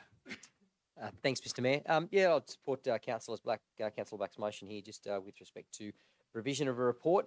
Probably a couple of things I'm really mindful of with respect to this TPO. Firstly, I will say thank you to community who did come out to some of those information sessions and did provide a fair bit of feedback online, both through the online portals and various bits and pieces on Facebook. And well done for staff for coordinating all that. Certainly, as councillors, we rely on that feedback from community. And I see there in the percentages, there's a very small percentage of people who are more in favour of not having a TPO than the other. But nevertheless, we still like to hear what the community have to say. Second part is, yes, there are some benefits to the environment with respect to what we're doing here, but there's also potentially an impact on council's bottom line. If council's going to be spending some money on a TPO or management of a TPO, that money's got to come from somewhere. So certainly, if that is the case, this council will need to make decisions on on where that money comes from. So there may be some elements of the community that will miss out on money that they might otherwise have because of the implementation of this particular item. And the other thing I'd love to see in the report is some of those locations that don't necessarily have a TPO in place, and how their canopy or the tree canopy may actually have improved. My understanding, I won't say it with confidence because I'm just seeing some anecdotal evidence that there are some locations out there that don't have a TPO in place but have a higher percentage tree canopy than what Dubbo does. So, which maybe disproves the myth that having a TPO increases your tree canopy. So, I'm looking forward to seeing that report, and I hope some of that information could be provided in there as well. Thanks. So, Councillor Wright, at the moment, Councillor Black's motion doesn't actually say anything about other comparisons. It really just talks about outlining our proposed framework. Are you talking about an amendment there for that, or are you just asking the CEO nicely to add that into the report that comes back? Thanks, Mr. Mayor. I have full confidence that the staff will prepare a rather comprehensive report that would contain information such as that. Okay, thank you, Councillor Wright. Other questions or debate, councillors? Councillor Wells. Thank you, Mr. Mayor. Look, just a brief comment. Unlike Councillor Black and Councillor Wright, I don't have anything comical to say, sadly. But look, really curious about the report. It's really interesting, and that there were lots and lots of engagement in some parts. But I was a little bit concerned about the low numbers who completed the survey, which was only according to the survey, there was only 104 people who had completed it. But the report itself was really interesting, and I urge our community to look at the information that's in there. Just wanted to say that I hope that when we do surveying to our community, I really encourage the community to get on and put your information in. That's all. Thank you. So, Councillor Wells, it's an interesting point with the survey, and we had a workshop early on and talked about that. Do you want to, I'm not trying to get lots of amendments here, but because you brought it up, is that something you'd like to add as an amendment where we might do a more scientific random sampling survey that might give us some better results than the self-selected survey that was part of that, and as you correctly pointed out, had a fairly low participation level? Totally agree with that. Thank you, Mr. Mayor, and happy to support that going into the information too. If there's ways that we can get a much better input from community, then I support it. Thank you. I think the last one where Councillor Wright asked for some information to come back, that was probably okay for the CEO to add that in.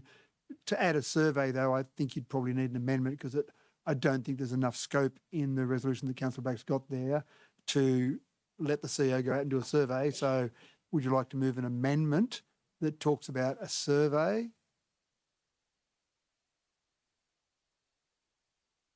Thank you, Mr. Mayor. Look, I'm really, I think, really interested in getting information from our community, and happy to move an amendment to include the type of survey that we need for.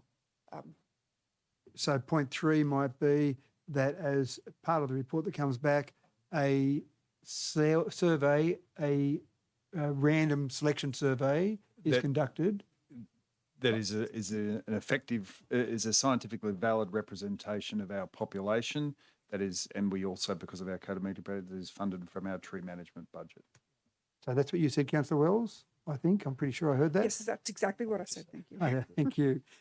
So I have an amendment, and we'll just get that written down so we can make sure that all councillors heard exactly. So I'll just get the CEO to read it again so Ms. Rouse can just grab that. That council undertake a scientifically valid random survey that enables, sorry, I'll turn the microphone off and I'll do some wordsmithing across the other table for a second. Hang on. Just talk amongst yourselves for a moment there. I will just make sure I've got a seconder first, Councillor Wells, just with that general intent. Am I going to get a seconder? Okay, I am, so that's fine. So we'll just get the exact wording here. So just pause there for a moment.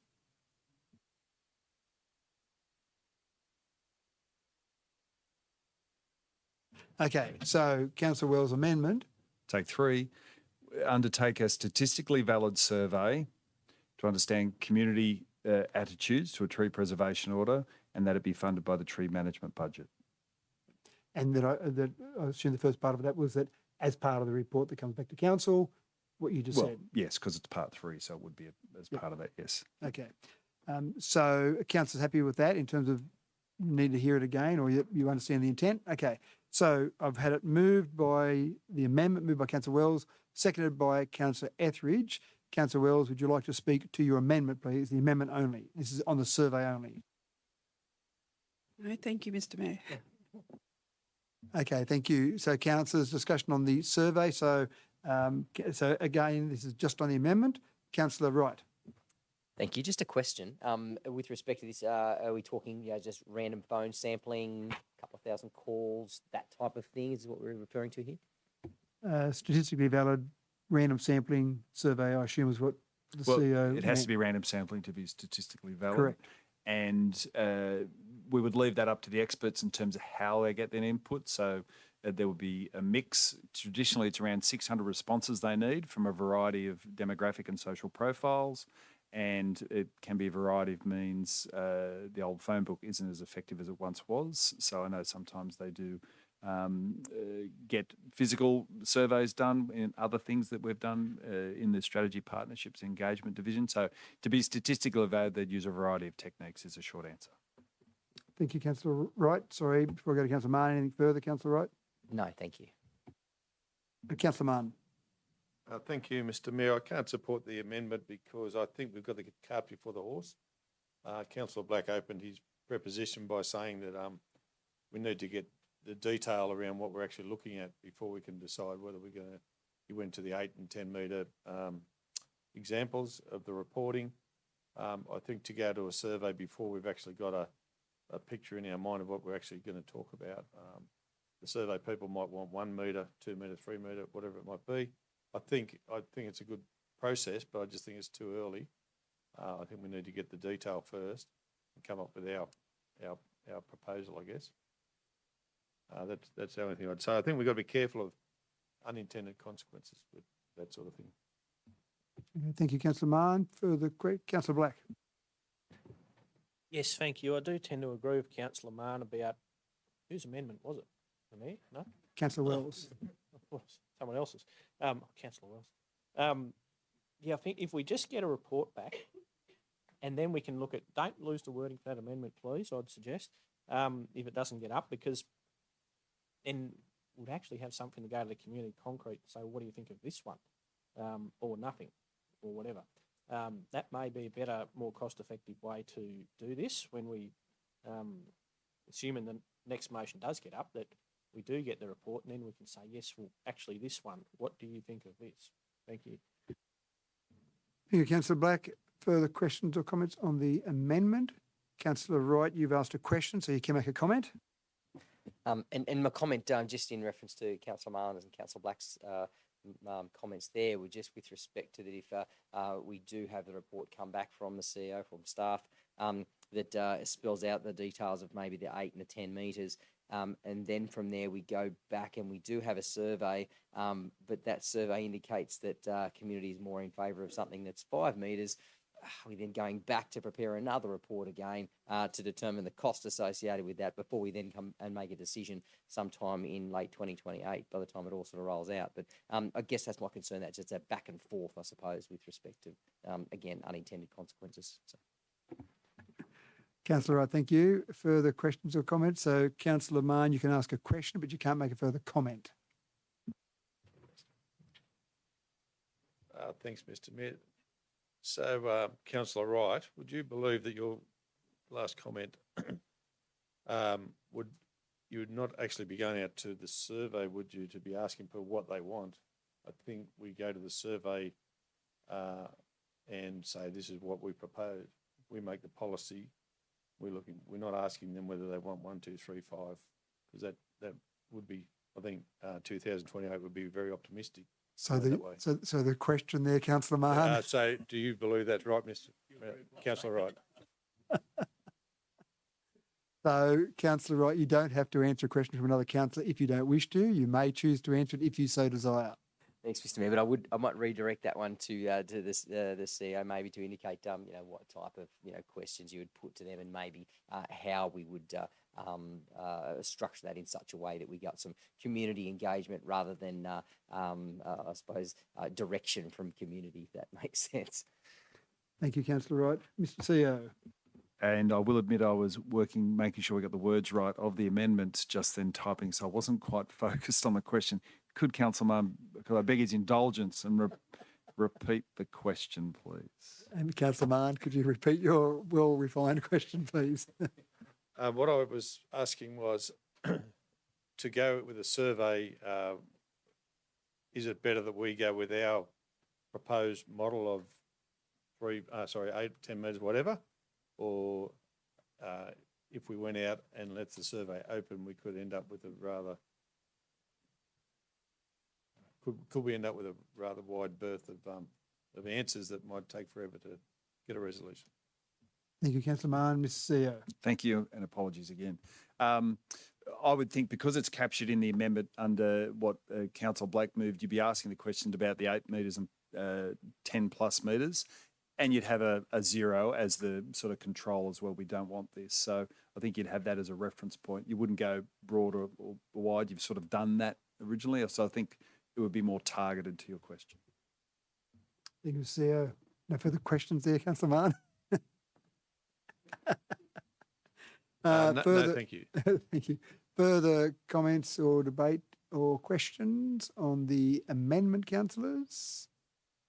No. Councillor Black, as the mover of the original motion, you have a right of reply on the amendment only to things that are said in the debate that occurred on the amendment. Yeah, I pretty much said everything that I was going to say. A few other points raised there during the debate. Look, no, that'll do. Thanks. Thank you, Councillor Black. So just before we vote on the amendment, I'll get the amendment read out one last time so we've got the exact wording of it. Thank you, Ms. CEO. Yep, so remember it's 3, so it comes after 1. We've established what the tree preservation order intervention heights are, 8 plus and then 10 plus. So that council undertake a statistically valid survey to understand community attitudes towards a TPO and it be funded from the tree management budget. Good. So that's our amendment. So I'll get that moved. So all those in favour of the amendment? Against? Okay, that carried.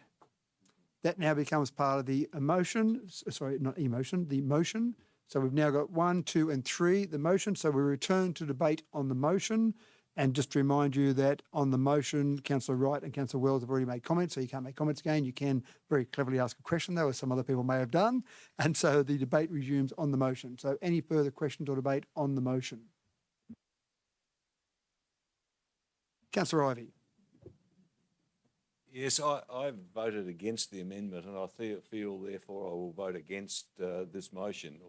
I just think that, yes, we went out to public consultation. We didn't get a big number or a large number of replies, but we did get replies from people who were interested. And they were people who took the trouble to either attend the meetings or fill in the survey.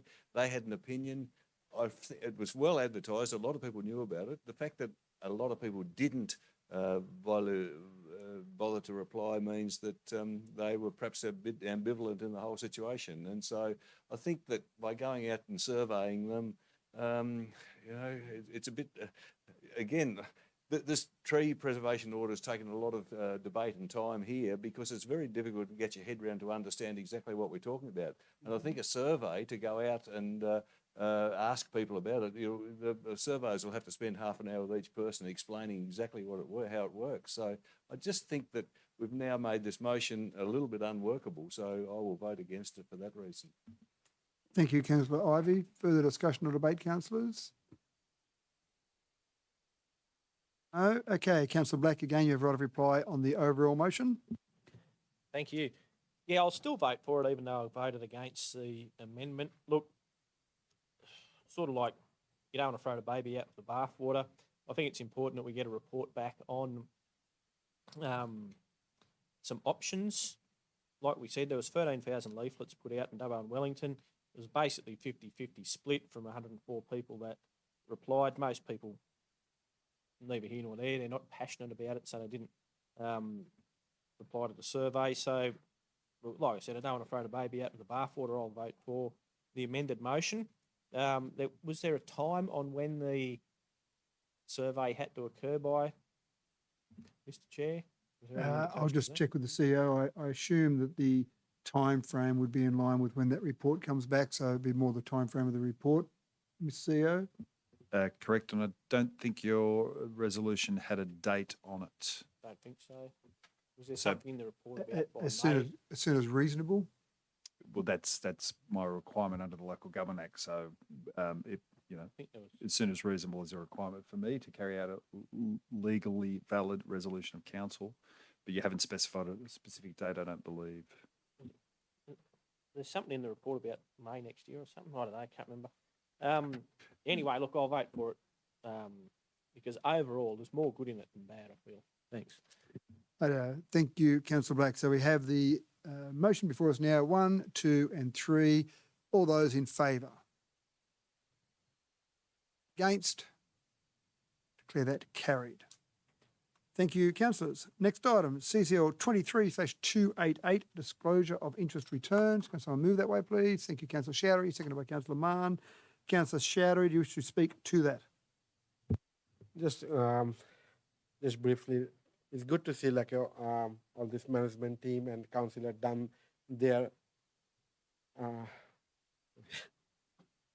disclosure of interest return on time. It's really good to see. Thank you. Thank you, Councillor Shoutery. Any other discussion or debate, councillors? None. I put that. All those in favour? Against? Declare that carried. Next item, CCL 23/289, the annual report and complaint stats under Council's Code of Conduct. Can someone move that way, please? Thank you, Councillor Wright, seconded by Councillor Etheridge. Councillor Wright, do you wish to speak to that? No, thanks, Mr. Mayor. I think the results speak for themselves. Thank you. Thank you, Councillor Wright. Any other discussion or debate, councillors? There being none, I put that. All those in favour? Against? Declare that carried. Next item, CCL 23/290, amendments to council policy, public interest disclosures and internal reporting. Can someone move that way, please? Thank you, Councillor Mann, seconded by Councillor Etheridge. Councillor Mann, do you wish to speak to that? No, thanks, Mr. Mayor. Okay, thank you, Councillor Mann. Any other discussion or debate, councillors? Councillor Shoutery. Oh, sorry, you're getting the vote early, were you? So any other discussion or debate before I put it to the vote? No, there being none. All those in favour? Against? Declare that carried. Next item is CCL 23/291, review of council community committees. I think Councillor Shoutery, you had an alternative motion there. Thank you, Mr. Mayor. Yeah, I have an amendment on this notice of motion. Is following: the council maintain the existing committee until the end of the council term. The finding number two is the finding of the service review of considered by the new council following election in September 2024. Number 3, each committee hold a workshop with the members to improve effectiveness and propose relevant changes to the term and of reference to enable better community engagement outcomes. Thank you.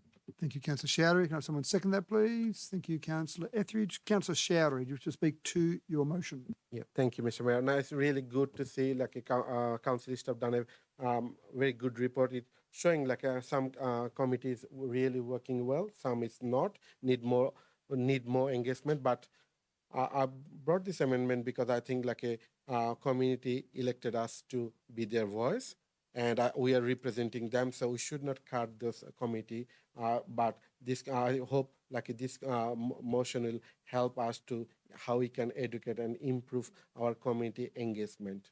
Thank you. Thank you, Councillor Shoutery. Councillor Wells.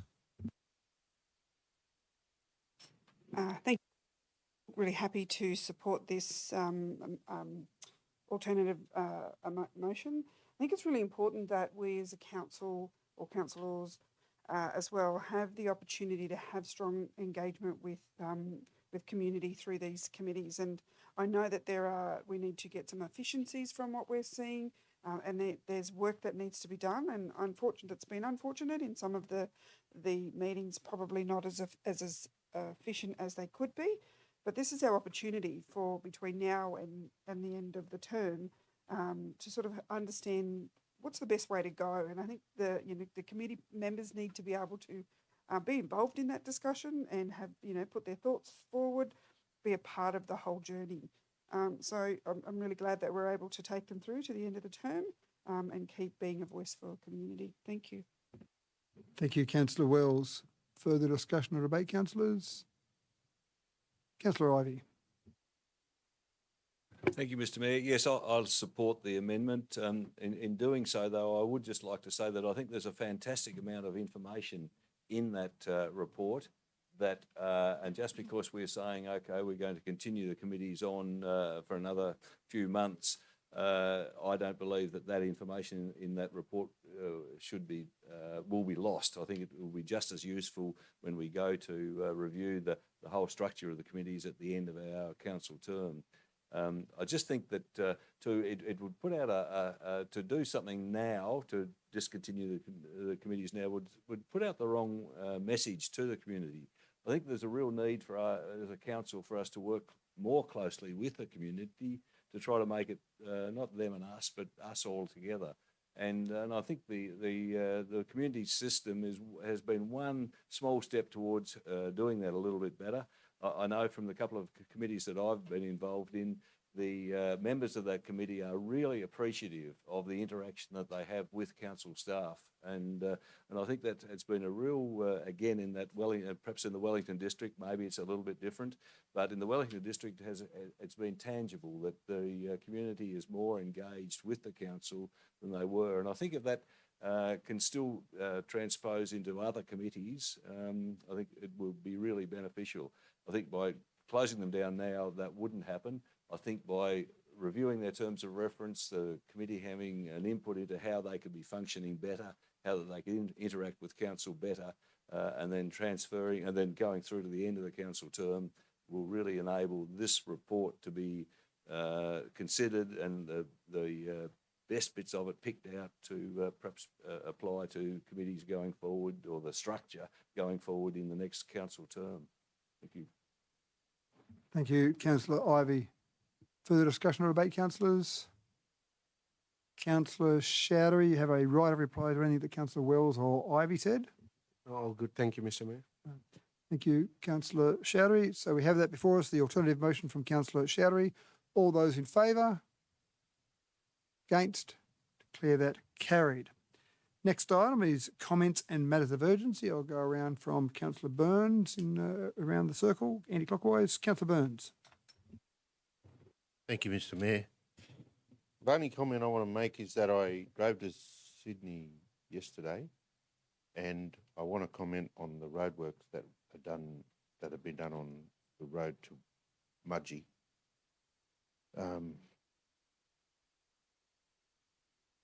I think there's been a huge reduction of the potholes, couldn't count any, and I just want to commend the roadwork people on the crew on the work that they did on the work between here and Mudgee. That's all. Just wanted to mention that. Thank you. Thank you, Councillor Burns. Councillor Etheridge. No, thank you, Mr. Mayor. Thank you, Councillor Etheridge. Councillor Ivey. Thank you, Mr. Mayor. Just a couple of things, some good things. Good thing, particularly last Friday night in Wellington, we had the Wellington Arts held or convened or coordinated the Fong Lees Lane celebration. It was absolutely fantastic. The count, they reckon there were probably 3,500 people there, and in a little town of Wellington, that's quite a few people. There was diversity, there were 13 or 14, I think, multicultural food stalls, there was entertainment, and the whole precinct was sort of opened up in that whole Fong Lees Lane area, and it was really terrific. So it really brought the community together, and there was just a good vibe right through it. Just if I can say three not so good things. Unfortunately, in Wellington, in the last little while, we've had quite a few deaths actually, but three, if I could just quickly mention, three very well-known citizens have passed on in Wellington recently. The first, Diane Thatcher, who was a very well-known artist in Wellington. She actually had hung at the Wynn exhibition. She was, unfortunately, for the last 10 years or so, had been suffering from dementia and was really, look, in some ways it was a blessing because no one would wish upon her what has happened, but she was just a fantastic person. Secondly, another person who died was Noel Grimes. Noel Grimes grew up in Stewarttown. He was a Wellington person, basically Stewarttown, Wellington all his life. He was a Vietnam vet and he actually fought in the Battle of Long Tan.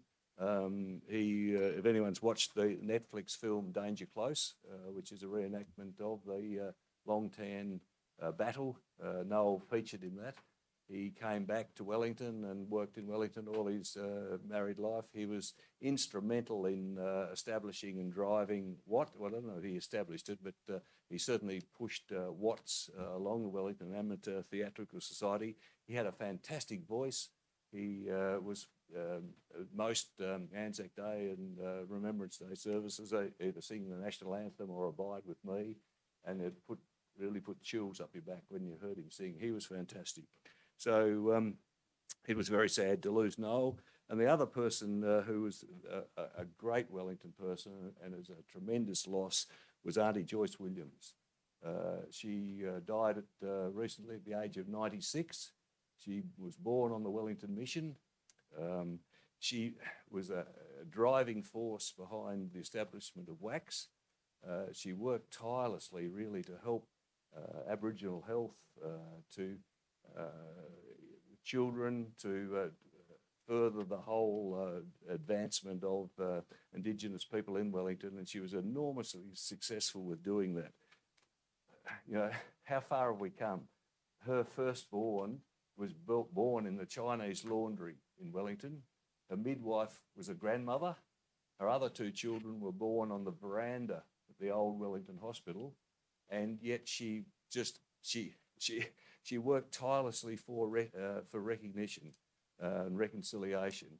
I think she always looked backwards. She realised, you know, she'd lived through a pretty bad time of the White Australian Policy, the Assimilation Act. She was lucky, I gather, not to be a victim of stolen generation herself. She was away the day they called and knocked on the door. And she was small. She was small in stature. She was very quiet in voice, but when she spoke, by gosh, you listened. And it was a great. It was a celebration, I suppose, of her life at her funeral service. But it really did make you realise that there are people in this over the years that have really made a difference, and Auntie Joyce Williams was one of them. So it was quite sad. Thank you. Thank you, Councillor Ivey. Move on to Councillor Black. Yes, thank you. Just two things tonight. One thing's a bit unfortunate that I've had to correct. A few people in the community have been asking me, they said, oh, we heard something on the radio. We heard the Mayor on the radio recently talking about the committee elections, and it sounded like you got thrown off, blah, blah, blah. I said, no, that wasn't the case at all. So I've had to correct some people. And I've got a little transcript that I've written out here of the 2DU on the 13th of October from the Mayor, talking about the committee elections, which I'll then be able to correct for the community at large. The Mayor said the following. So in the infrastructure committee, Josh Black was the chair of that. Matt Wright is now the chair of that. In the culture committee, we've got Jess Goff. She was the chair and she stayed on as the chair. And for our corporate services committee, Damien Marn stood down. He was the chair of that. And he said it was a good idea to share that around and basically get some of that experience so that now we've got Shibli Chowdhury as the chair of that, blah, blah, blah. So people, after hearing that, said to me, well, did you get thrown off? I said, no, I didn't get thrown off. I didn't stand again because I thought it was a good idea to share that around, just like Councillor Marn did and just like the Mayor said that Councillor Marn did. So that was very unfortunate from my point of view. That's what the Mayor said, so people can have a look back at that on YouTube if they like and make their own judgment on what that was. But I thought it was just important to put the whole truth out there and not a version of the truth or half of the truth. The other point I'd like to make is how good the silky oaks look around town flowering at the moment with the jacarandas and the native frangipanis. When you see those three together, that's fantastic. And there's somewhere where I usually see a flame tree, Illawarra flame tree, and when you see those four together, it's just great. So hopefully we get some more rain over the next year so that we can have a repeated flowering like that, because I'm a bit worried if it stays this dry that we won't get the flower show like we have at the moment from stored moisture. Thank you. You, Councillor Black. Councillor Mann. No, thanks, Mr Mayor. No questions, Councillor Mann? Councillor Wright. Thanks, Mr. Mayor. Look, since we last met, we've obviously been through a referendum, and irrespective of the result, I just wanted to say well done on council and putting an information session there together at the DRTCC a few weeks ago.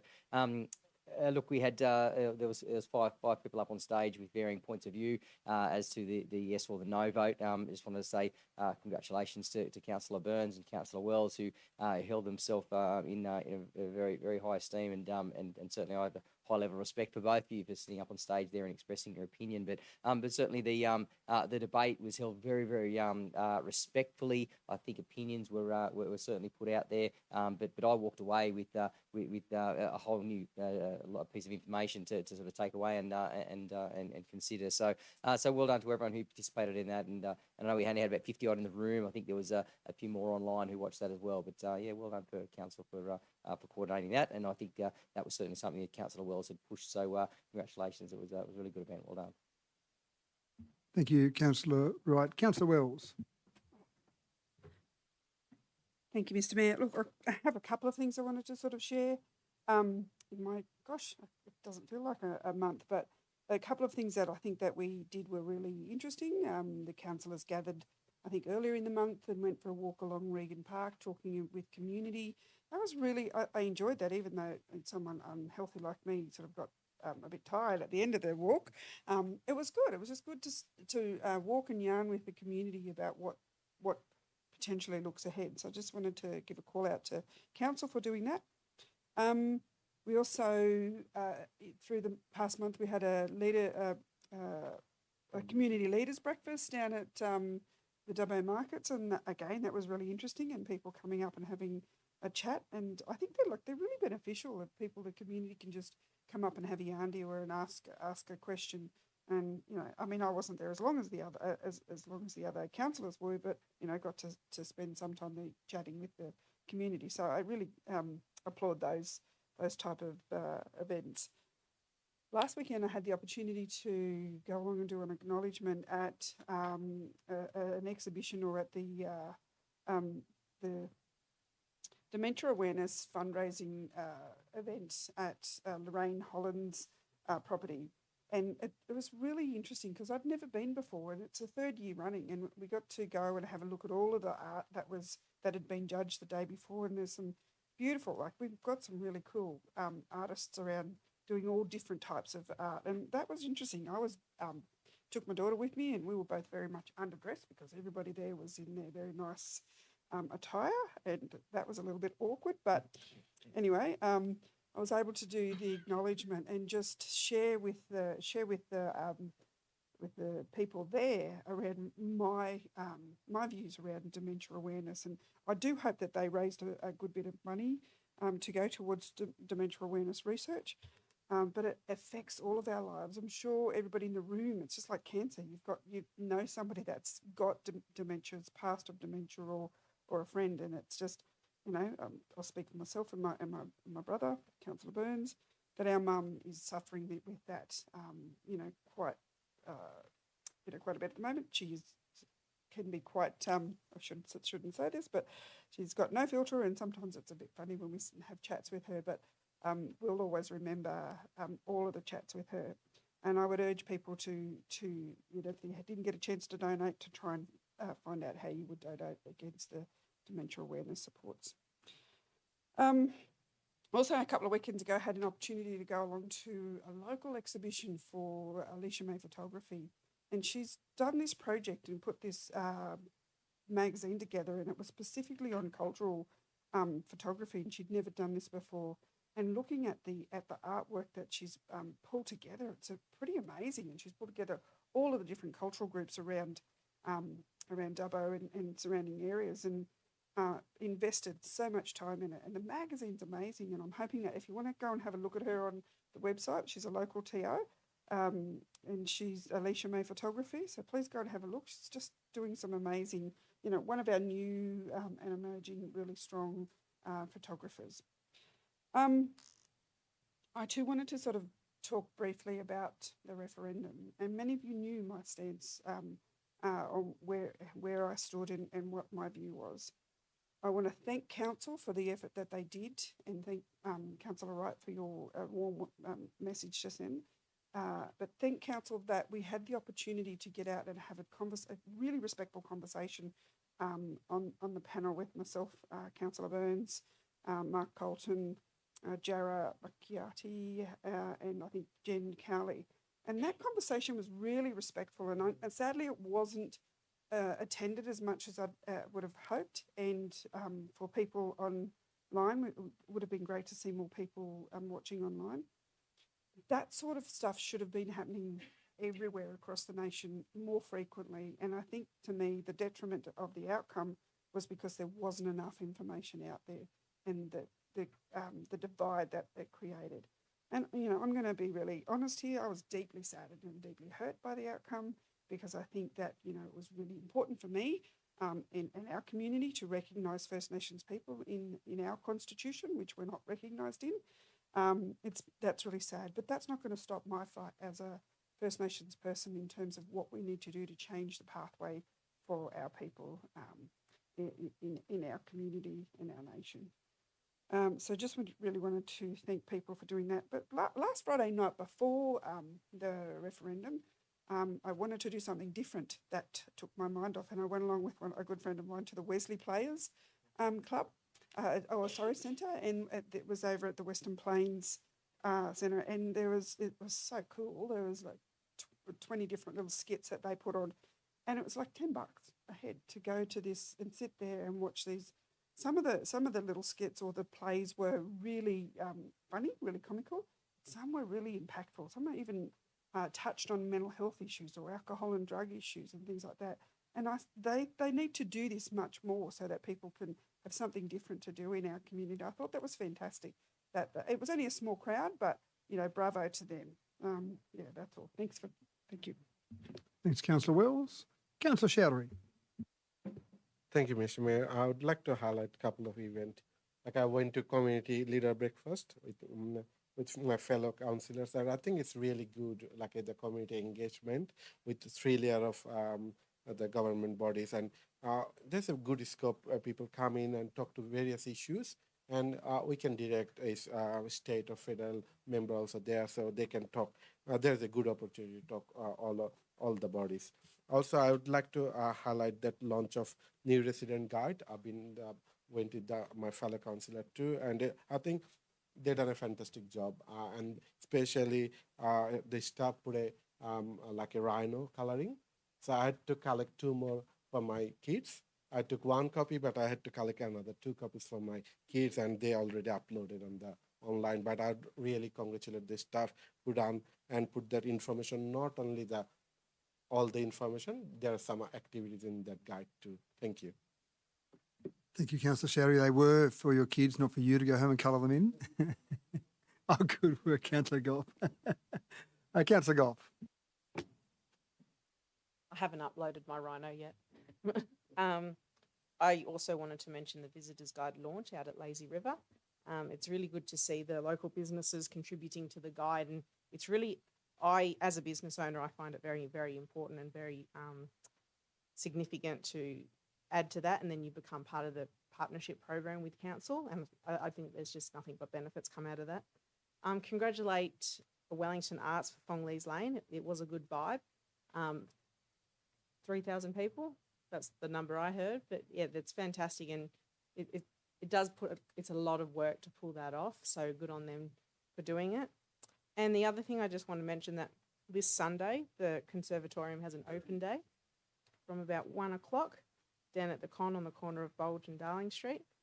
So if you've ever thought about learning an instrument, or your kids wanting to learn music, go down there on Sunday afternoon because there's performances all afternoon. Thank you. Thank you, Councillor Goff. Just a few things that that I want to go further on. Some things that Councillor's mentioned. The panel, which I thought was excellent as well, and well done to all those members that participated in that. But there were about 50 people in the room, but 336 people have also viewed that video online. So there were some people who watched it live and some people who then watched it afterwards. So it did reach more people. For Councillor Wells thinking there weren't quite enough people in there, it certainly reached more people than the 50 that were in that room. So I think that was well done by our staff to organise that, and I think Nick Lowther did an excellent job as well in terms of being the MC or the moderator for that. The visitors guide was excellent. 107 partners, Councillor Goff, were a part of that, so that's an excellent, I think, view of the participation in the Dubbo community to be part of that. And that visitors guide is not costing the ratepayers money; it's the partners that are paying for that visitors guide. So that's excellent. Every ratepayer will get one in their mailbox. They'll get them delivered to people so they can take advantage of that VFR market, that visiting friends and relative market. The community leaders breakfast, the next one coming up is one in Wellington on the 25th of November is the next community leaders breakfast. So we'll talk more about that and that'll be pushed out to the community more, but I think they are excellent and having them in Wellington is good as well. And the Rhinos, of course, last Friday night, well done to the Dubbo Business Chamber. Again, an exceptional event, 27th Rhinos. It seems like a difficult thing to do to make it better each year, but they certainly keep seeming to improve on it every year. Mark Beretta was the MC this year from Sunrise, so they just did a fantastic job, and congratulations to the 20 winners on the night. Ironbark Arts Residency. So in terms of taking advantage of a small building down in Ironbark and in Stewarttown and really doing some wonderful work with that, the Ironbark Arts Residency, which the last residency just finished last week, that was an exceptional program, and they'll continue on with that, working with the Rana Arts to keep doing that. So next time you drive to Sydney and go via Stewarttown, just call into the old Railway Hotel there and have a look at some of the artworks that get left behind by the artists that are there. Two last things. Penny Sharp was in Dubbo last week, actually sat in this room here, and she talked about a range of things, but most importantly, she talked about the $128 million that's going to be delivered to this res over the next 4 years. So we'll see money from some of these proponents, we'll see money from EnergyCo, but we're going to see money very much in the short term. So that was exciting to see that, and I think she's picked up on the mood that, yes, people are excited about it, but we want to see some money on the ground. And the last one was Michael Durant. You may have heard the story about in Goldgong where Michael Durant pulled out of a fantastic exhibition. He was donating his life work to Goldgong, and through a sad process of online bullying and trolling, that's all fallen apart. But I had some discussion with Michael Durant, and that's very much a possibility. A lot more work to go, but a possibility of being part of a Wellington exhibition with the Wellington Caves, which would make perfect sense for that.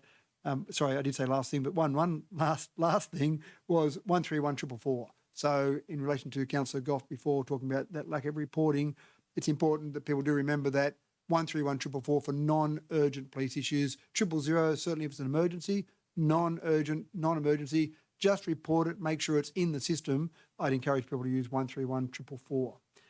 The confidential items now part of the meeting under Section 10A of the Local Government Act. The next items being CCL 23/293 to 302 have been identified as likely to be discussed in a closed session of council. Can I have someone move us into confidential session to deal with confidential items, please? Thank you, Councillor Chowdhury, seconded by Councillor Etheridge. Councillor Chowdhury, do you wish to speak to that? No, thank you, Mr. Mayor. Okay, thank you. Any discussion or debate, councillors? There being none, and sorry, but I need to mention we've had no applications from members of the public, and there's no one in the gallery at the moment physically here, so I'm not going to get any representations from members of the public. So we've got that moved and seconded, no discussion or debate. All those in favour? Against? Declare that carried. So the streaming will now be turned off. Any members of the public will be asked to leave the chamber. The chamber will be reopened and the live stream restarted after deliberations on these matters, with the final resolutions to be made public. Please.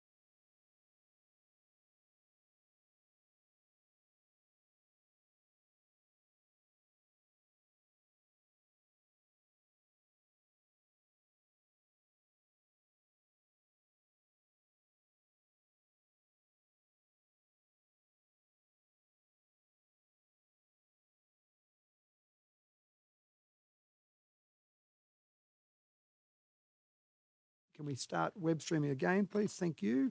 And Ms. Rouse, do you want me to read the recommendations? Yes, that's a yes. Okay, just let me grab a drink of water and we'll go through them. Okay, bear with us. Thank you.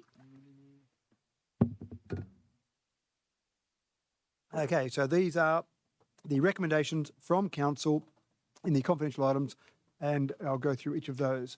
On CCL 23/293, the recommendation that it be noted that council's existing strategies have considered the benefits and constraints as to how recycled water, when treated to a higher standard than currently delivered at the Dubbo Sewage Treatment Plant, can be utilised in times of water scarcity for purposes such as industrial potable water replacement and the irrigation of recreational assets that are located along the Macquarie, Womble River foreshores of Dubbo's urban area. Point 2, the council proceed with a public-private partnership with the private entity identified within the report to deliver a higher level of effluent treatment capability at the Dubbo Sewage Treatment Plant in line with council's strategic plans described above, and that the CEO be authorised to submit the proposal to the Office of Local Government for consideration. Point 3, that at this initial assessment stage, the dimensions of the project and its outcome should be costed based on expectations about responsibilities, risk management, and anticipated or preferred sources of funding. The January 2022 Public-Private Partnerships Guidelines stipulate that it is vital at this early stage that council determine what the project will deliver so that it can make a clear and unambiguous resolution to that effect. It is expected that at this stage, council will have before it the material it is intending to submit to the Office of Local Government for assessment under the PPP guidelines. The next item that was considered in confidential was CCL 23/294. The recommendation from council is that the contract for the annual urban and rural bitumen resealing program be awarded to Countrywide Asphalt and Civil in accordance with Local Government Act 1993, Section 55.3 for the amount of $1.353649 million, including GST. The council delegate the Chief Executive Officer to approve the extension options for this contract if required. Point 3, the council delegate the Chief Executive Officer to approve contract variations for this contract subject to budget limitations. Point 4, that all documentation in relation to this matter remain confidential to council. Point 5, that all documentation in relation to this matter be signed under the common seal of council. In relation to CCL 23/295, the recommendation from council is that the contract for River Street West Stage 1 precast stormwater products be awarded to Wholesome Australia Proprietary Limited in accordance with the Local Government Act 1993, Section 55.3 for the amount of $644,047.23, including GST. The council delegate the Chief Executive Officer to approve the extension options for this contract if required. Point 3, the council delegate the Chief Executive Officer to approve contract variations for this contract subject to budget limitations. Point 4, that all documentation in relation to this matter remain confidential to council. Point 5, that all documentation in relation to this matter be signed under the common seal of council. In relation to CCL 23/296, the recommendation from council is, point 1, that the contract for the construction of asphalt deep lift road pavement for Wheelers Lane Stage 2 be awarded to Bitchapave Limited, trading as Boral Asphalt in accordance with Local Government Act 1993, Section 55.3 for the amount of $2.023262 million, excluding GST. Point 2, that council delegate the Chief Executive Officer to approve the extension options for this contract if required. Point 3, that council delegate the Chief Executive Officer to approve contract variations for this contract subject to budget limitations. Point 4, that all documentation in relation to this matter remain confidential to council. Point 5, that all documentation in relation to this matter be signed under the common seal of council. The next item is item CCL 23/297. The recommendation from council is, point 1, that the tender received for the resurfacing of the Barden Park track be noted. Point 2, that Dubbo Regional Council engage Polytan Asia Pacific Proprietary Limited for the resurfacing of Barden Park Athletics for the amount of $1.236496.27 million, including GST, 1.1128467 ex GST. Point 3, the council delegate the Chief Executive Officer to approve variations to the contract relating to the tender, subject to budget limitations in relation to any change of scope of the works. Point 4, that all documents in relation to this matter remain confidential to council. Point 5, that all documentation in relation to this matter be signed under the common seal of council. In relation to item CCL 23/298, the strategic plan for acquisition of the former Dubbo City Bowling Club, the recommendation from council is that the CEO be authorised to enter into negotiations with the Dubbo RSL Memorial Club to purchase the former Dubbo City Bowling Club site, that a subsequent report be brought to council with the outcome of the negotiations, and that the information contained within this report remain confidential to council. In relation to item CCL 23/299, the recommendation from council is that council approve and proceed with the compulsory acquisition of easements for the purposes and for the areas as detailed in this report over the following properties: A, Lot 6 on DP 1237318, B, Lot 334 on DP 659254, C, on Lot 11 on DP 1246403, D, Lot W on DP 395875, and E, Lot X on DP 395875. Point 2, that the compulsory acquisition of easements over the properties noted in resolution number 1 above are acquired, A, pursuant to S 186.1 of the Local Government Act 1993, and B, in accordance with the Land Acquisition Just Terms Compensation Act 991, and upon acquisition that council's interests are classified as operational in accordance with Chapter 6, Part 2 of the Local Government Act 1993. Point 3, that council register an acquisition plan against the properties noted in resolution number 1 above. Point 4, that council approve the making of an application to the Minister for Local Government to issue a proposed acquisition notice under the Land Acquisition Just Terms Compensation Act 991 for council to compulsorily acquire easements over the properties noted in resolution number 1. Point 5, that council approve the making of an application to the Governor of New South Wales for the publication of an acquisition notice in the New South Wales Government Gazette under the Land Acquisition Just Terms Compensation Act 991 for council to compulsorily acquire easements over the properties noted in resolution number 1 above. Point 6, the council delegate to the Chief Executive Officer the power to negotiate, finalise and execute any applications, notices, documents and compensation claims required to be executed as part of the process for council to compulsorily acquire the easements over the properties noted in resolution number 1 above. Point 7, that any documents which may not be executed by the Chief Executive Officer under delegation be executed under the Common Seal of Council. And number 8, that all documentation in relation to this matter remain confidential to Council. In relation to CCL 23/300, the recommendation from Council is that Council agree to the sale of Lot 131 on DP 1277458 to the parties and on the terms as detailed in this report. Point 2, that if a contract for the sale of Lot 131 on DP 1277458 A, is not exchanged by 31 December 2023, or B, is rescinded or terminated, then Council agrees to undertake an expression of interest for the sale of Lot 131 on DP 1277458. Point 3, that Council agree to grant an easement to protect Telstra infrastructure located within Lot 131 on DP 1277458, with such easement to burden the title to Lot 131 on DP 1277458. 4, that Council delegate to the Chief Executive Officer the power to negotiate, finalise and execute any documents relating to A, an agreement for the sale of Lot 31 on DP 1277458, including any contractual documentation, provided that the terms of the contract are in accordance with the Council's resolution of this report. B, any easement over Lot 31 on Lot 131 on DP 1277458, and C, any New South Wales Land Registry Service documentation relating to resolution number 3A and 3B. 5, that any documents which may not be executed by the Chief Executive Officer under delegation be executed under the Common Seal of Council. 6, that all documentation in relation to this matter remain confidential to Council.